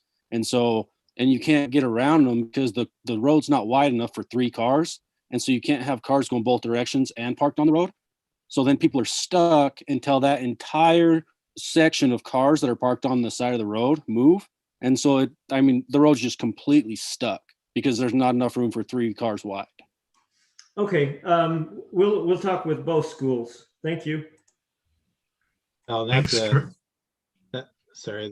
a particular concern. If there's an emergency, we got to get an ambulance or a fire truck or something in there. That could certainly create a big issue. Might even end up on the news. I haven't said anything yet, but we have narrow roads up in the benches with the school, and a lot of that will bleed into the neighborhood. So by creating the neighborhood to the south, you do add traffic. You also had a lot of places for people to pull in and drop off there, right? But you're right. Once they go in, they might not ever get out of that neighborhood because it's just going to be packed. But I think in some ways and then the residents who live right there by the school, twice a day, they're going to have loads of cars parked in front of their homes and stuff. But and kind of going back to what McConkie just said too, it's not as big of a deal right now for the emergency vehicles because they can come in from the north side on the current subdivision. But with the proposed subdivision, there's going to be between like 12 or 215 and 245. You're not getting in or out of that subdivision the way it is right now. So the future subdivision is going to have potentially no access for that half hour of the day. All right. If that's all of the comments from the commission, I'll go ahead and open this up for a motion. I'll make the motion on it. I've had a lot to say. I move to recommend approval to the city council to city council the request to amend the general plan, land map, and institutional civic and medium density residential to low density residential and rezone from agricultural to R110 on 21.06 acres at 800 West Murray Way, as outlined in Exhibit 1 with the findings and conditions in the staff report updated May 13th, 2021. Can we have a motion from Commissioner Wagstaff? Do we have a second? Second. Second from Commissioner Anderson. Any question on the motion? Okay, I'll let Commissioner Wagstaff go ahead, vote first. Aye. Commissioner Ryan, I vote aye. Commissioner McConkey, Aye. Commissioner Anderson, Aye. Commissioner Kilgore, Aye. and Commissioner Cunningham, aye. Okay, so we've been at this for almost 2 hours, and last time we went for, I think it was about 3 hours with no break. So we do have a couple items, but I'm going to, let's take a 5 or so minute break. Just go ahead and everybody mute your, and then when we come back, I think we'll just leave it running because I don't think we can stop the YouTube. We'll just leave dead air for like 5 minutes. All right. Chair Cunningham, this is Commissioner Ryan. I need to jump into a dinner for this conference that I'm at, so I apologize that I'm going to have to jump back off the call, but I'll jump back on if I get done in time. But appreciate everyone tonight. Thank you, Commissioner Ryan, for being available. Yeah, thank you.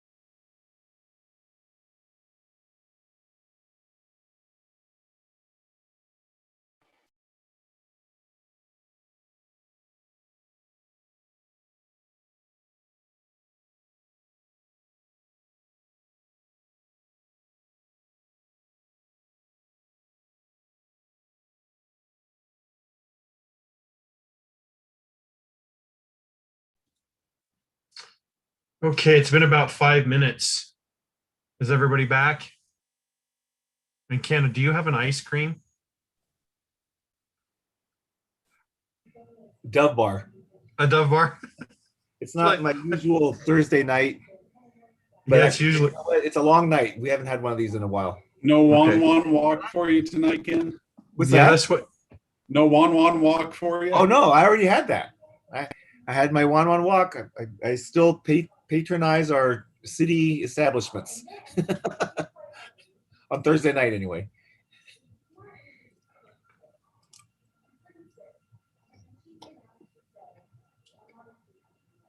Is everybody else back? Looks like Bryce McConkey's back. Commissioner Anderson, are you back? No, Bryce is already hitting the mixed drink, it looks like. Happy hour.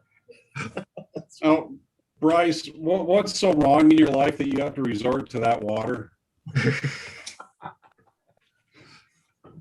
I'm gonna live to be a ripe old age of 60. I can't handle that water. Yeah. My Only wife on likes planning commission night. Commissioner Anderson, are you back? Commissioner Wagstaff, are you back? Yes. Okay, thanks.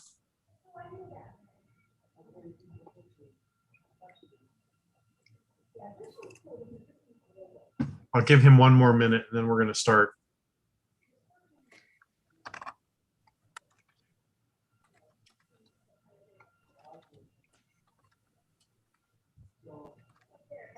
I have to go to bed in an hour. Thursday nights are tough, or planning commission nights are tough. I only get an hour. Well, less than an hour. Well, all right. I'm going to go ahead and let's start with item number 9. This is a public hearing for D2D Real Estate General Plan Amendment from office to regional commercial and rezone from agricultural to regional commercial located approximately Aspen Hills Boulevard and Redwood Road. Mike, how do you say the last name, David? I know him as Michael. I'm going to go with Muleman. Muleman, Oh, I got it. as Okay. applicant. All right. And this is presented by our planning director, David Stroud. So I'll go ahead and let Director Stroud start. Yeah, Planning Commission, the last of the items tonight, another rezone. This would be a general plan amendment from office to regional commercial with a then rezone from agriculture to regional commercial. This is at the Aspen Hills Boulevard, Redwood Road intersection on the southwest side. And my computer.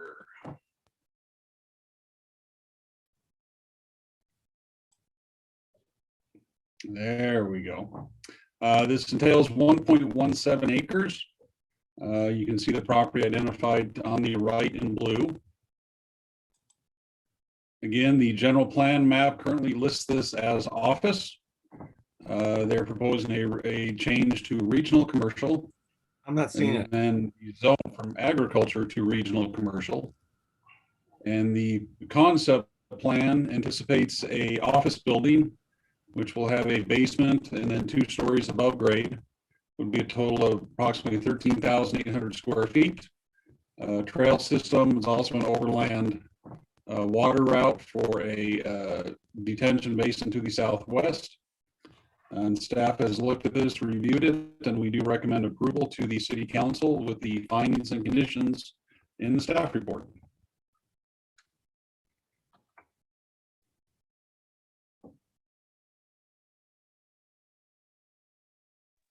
Thank you, Director Stroud. Is the applicant of it with us this evening? Or I am. represented? Would you like to add anything to the presentation? Just say hi to Ken Kilgore and tell Tarmy I said hi as well. Okay. That was no. I mean, there's nothing for me to add. Thanks. Okay, thanks. This is a public hearing, so at this time I'll open up for public comment. I did not receive any public comment. Director Stroud, did you receive any public comment on this item? Nikki, did we have any comment on this one come in? I did not get anything. Okay, as there is there anyone in attendance this evening that would like to make public comment on this item? As there is no public comment, I'm going to go ahead and close the public comment at this time, and I'll turn this over to the Planning Commission for questions or comments.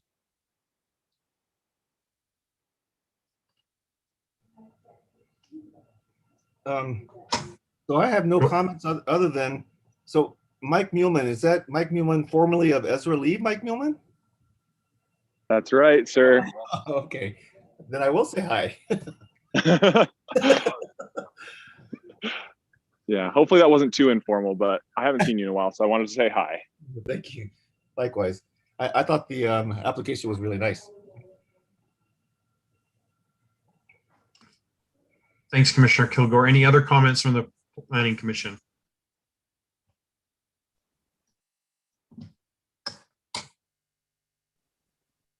The only comment I have on this is I'm glad that we have some commercial coming in on Redwood Road because we need some, and I'm glad that we're kind of going to switch from I'm glad to see it. At this time, if there's no other comments from the commission, I'll go ahead and open this for a motion. Can I ask a question? Yes, go ahead. I took a construction management, like a handful of construction management classes in college with a Mike Muehlman. Is that the same? Sorry, I had to unmute myself. You know, there's not too many people with the last name Muehlman, so I'm sure it is, yes. Did you go? Yeah, I was there 2009, 10, 11, and 12. Yeah, BYU? Yes. And you played football, right? I did, yep. All right. Well, Yeah. sort of. I mean, I sat on the bench mostly, but. Right. All right. Yeah, I know Mike Muehlman too. I just wanted to be on the inside, you know. Yes. With you and Ken. Yes. Yeah. Well, glad to bring some office space to Saratoga. I think it's nice for people to be able to work where they live, right? So. Yes, it is. No favoritism, though. No favoritism. Well, hopefully our project doesn't need any. Hopefully it passes with flying colors. And if not, let me know and we'll figure it out. Oh. Did you have something else? Do you want to mute? No, Mr. that Muehlman? was, sorry, Oh. no, that was it for me. Okay, go ahead and mute. Thanks. We'll go ahead and open this up for a motion. I move to recommend approval to the city council that the request to amend, sorry, I gotta read this. The general plan land map from office to regional commercial and rezone from agriculture to regional commercial on 1.17 acres at Aspen Hills Boulevard and Redwood Road as outlined in Exhibit 1 with the findings and conditions in the staff report dated May 13th, 2021. We have a motion from Commissioner Kilgore. Do we have a second? I'll second that. Second from Commissioner McConkey. Any question on the motion? I'll go ahead. We'll go ahead and take votes. Commissioner Wagstaff. Aye. Commissioner McConkey. Aye. Commissioner Anderson. Aye. Commissioner Kilgore. Aye. And Commissioner Cunningham, aye. Okay, that item passes. Now on to the approval of minutes. Did everyone have an opportunity to look at the minutes? Do we have any changes that we need to turn in?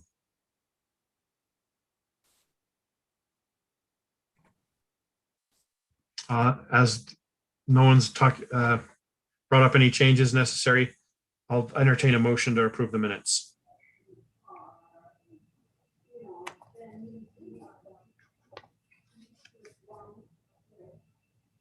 I'll make a motion to approve the minutes from Thursday, April 22nd, 2021. We have a motion. Do we have a second?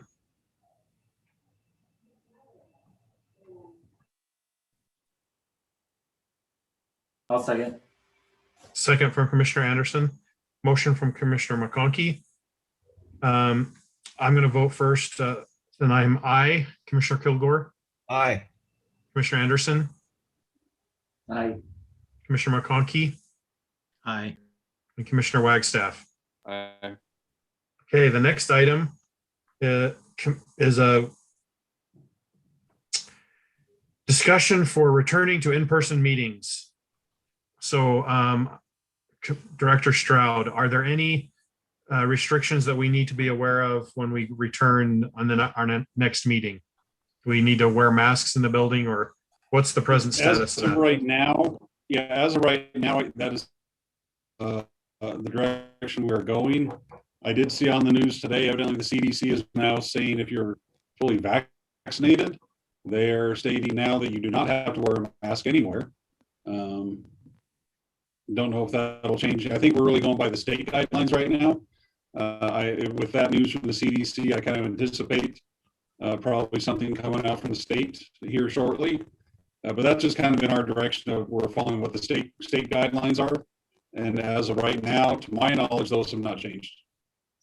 Okay, so when we return on, what is it, the May 27th, we probably should just be prepared to have a mask in the event that we have to wear them inside the buildings. I noticed when the city council was going in their last meeting there, I think the city staff were wearing masks, except they took them off when they spoke. And only one member of the city council was wearing a mask. Is that correct? Yeah, one member was masked up. The others were not. There were some staff hit or miss that were wearing a mask. It was dependent on. And personally, I wasn't sitting near anybody, so I did keep my mask off. But if we do, and it sounds like from what you said, you do plan on meeting in person at the next planning commission? That's my plan at this time. I wanted to hear input from the rest of the commission. Our present declaration pretty much ends in the next 2 days.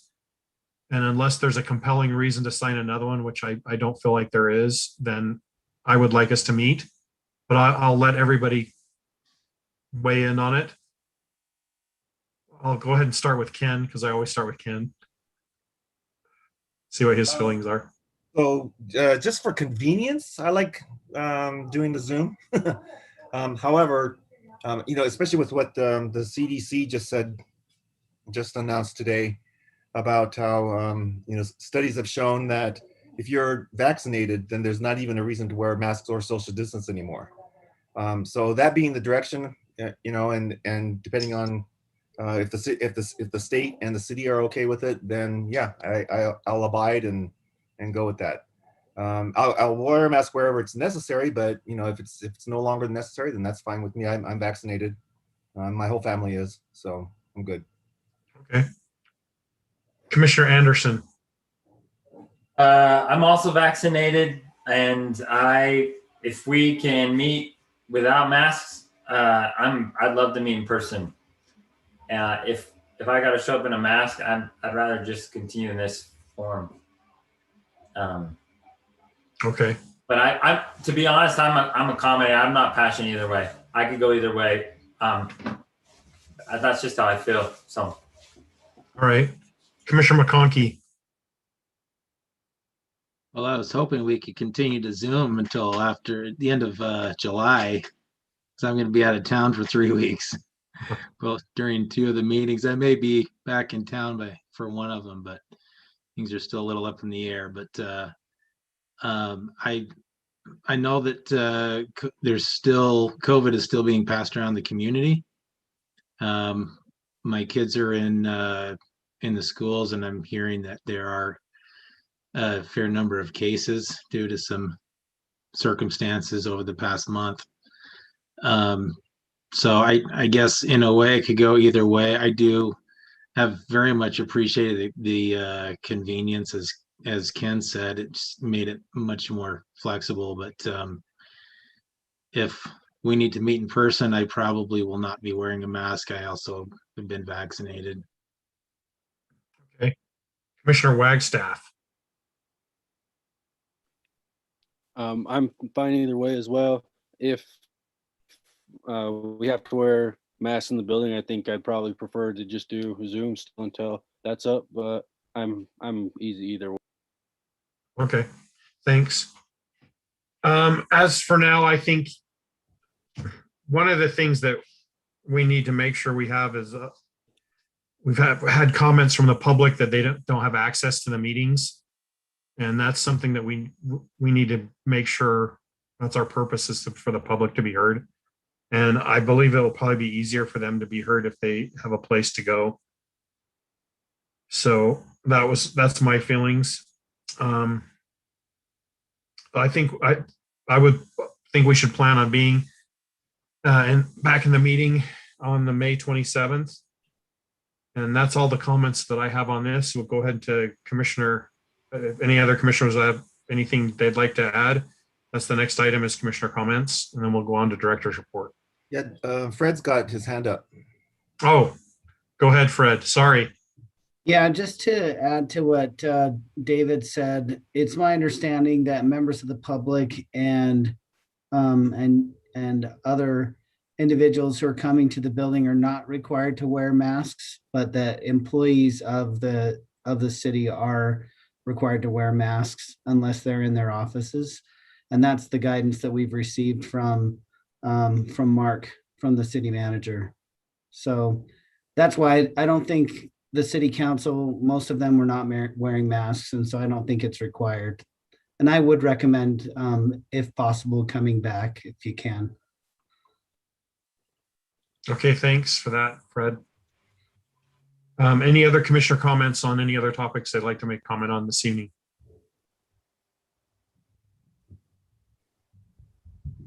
There's All been right, a lot if of good business this time around, so there's been some great discussion, some good projects.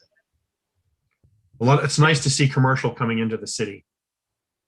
And a lot of complies on the applications, mostly complies. That was really nice.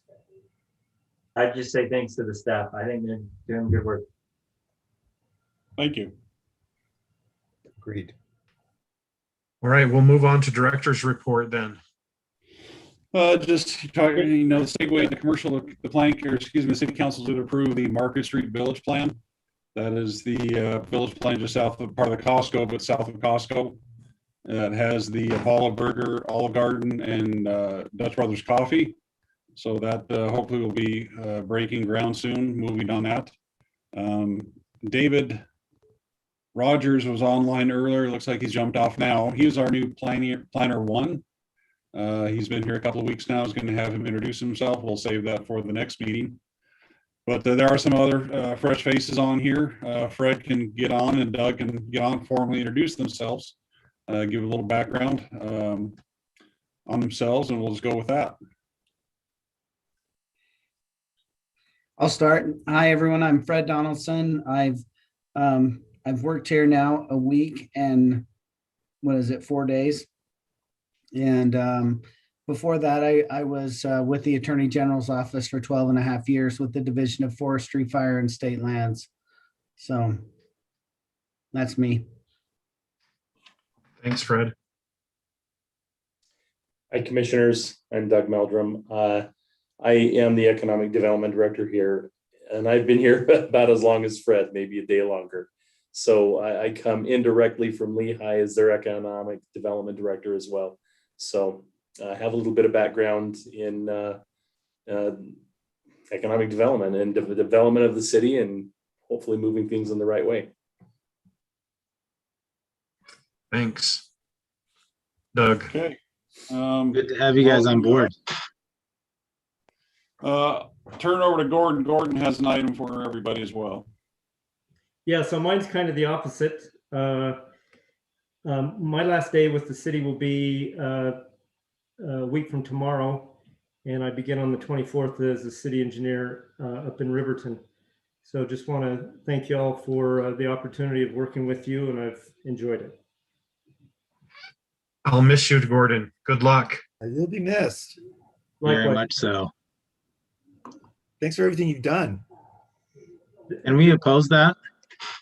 Say that again? And we oppose that? Well, I've enjoyed working with the commission. Well, good luck. Appreciate all you've done. Thank you. Okay, Ken, anything to bring up? Well, just to say we're also looking forward to adding on a long-range planner, and we'll be looking to hire a planning consultant firm to assist us with updating our general plan starting later this year. So that's all. Thanks. Do we have a need to go into a closed session at this time? We do not. Okay, then I'm going to adjourn this meeting until May 27th, where we'll meet at the city offices at 6 p.m. See you then. Fantastic. Thanks, everyone. Thank you.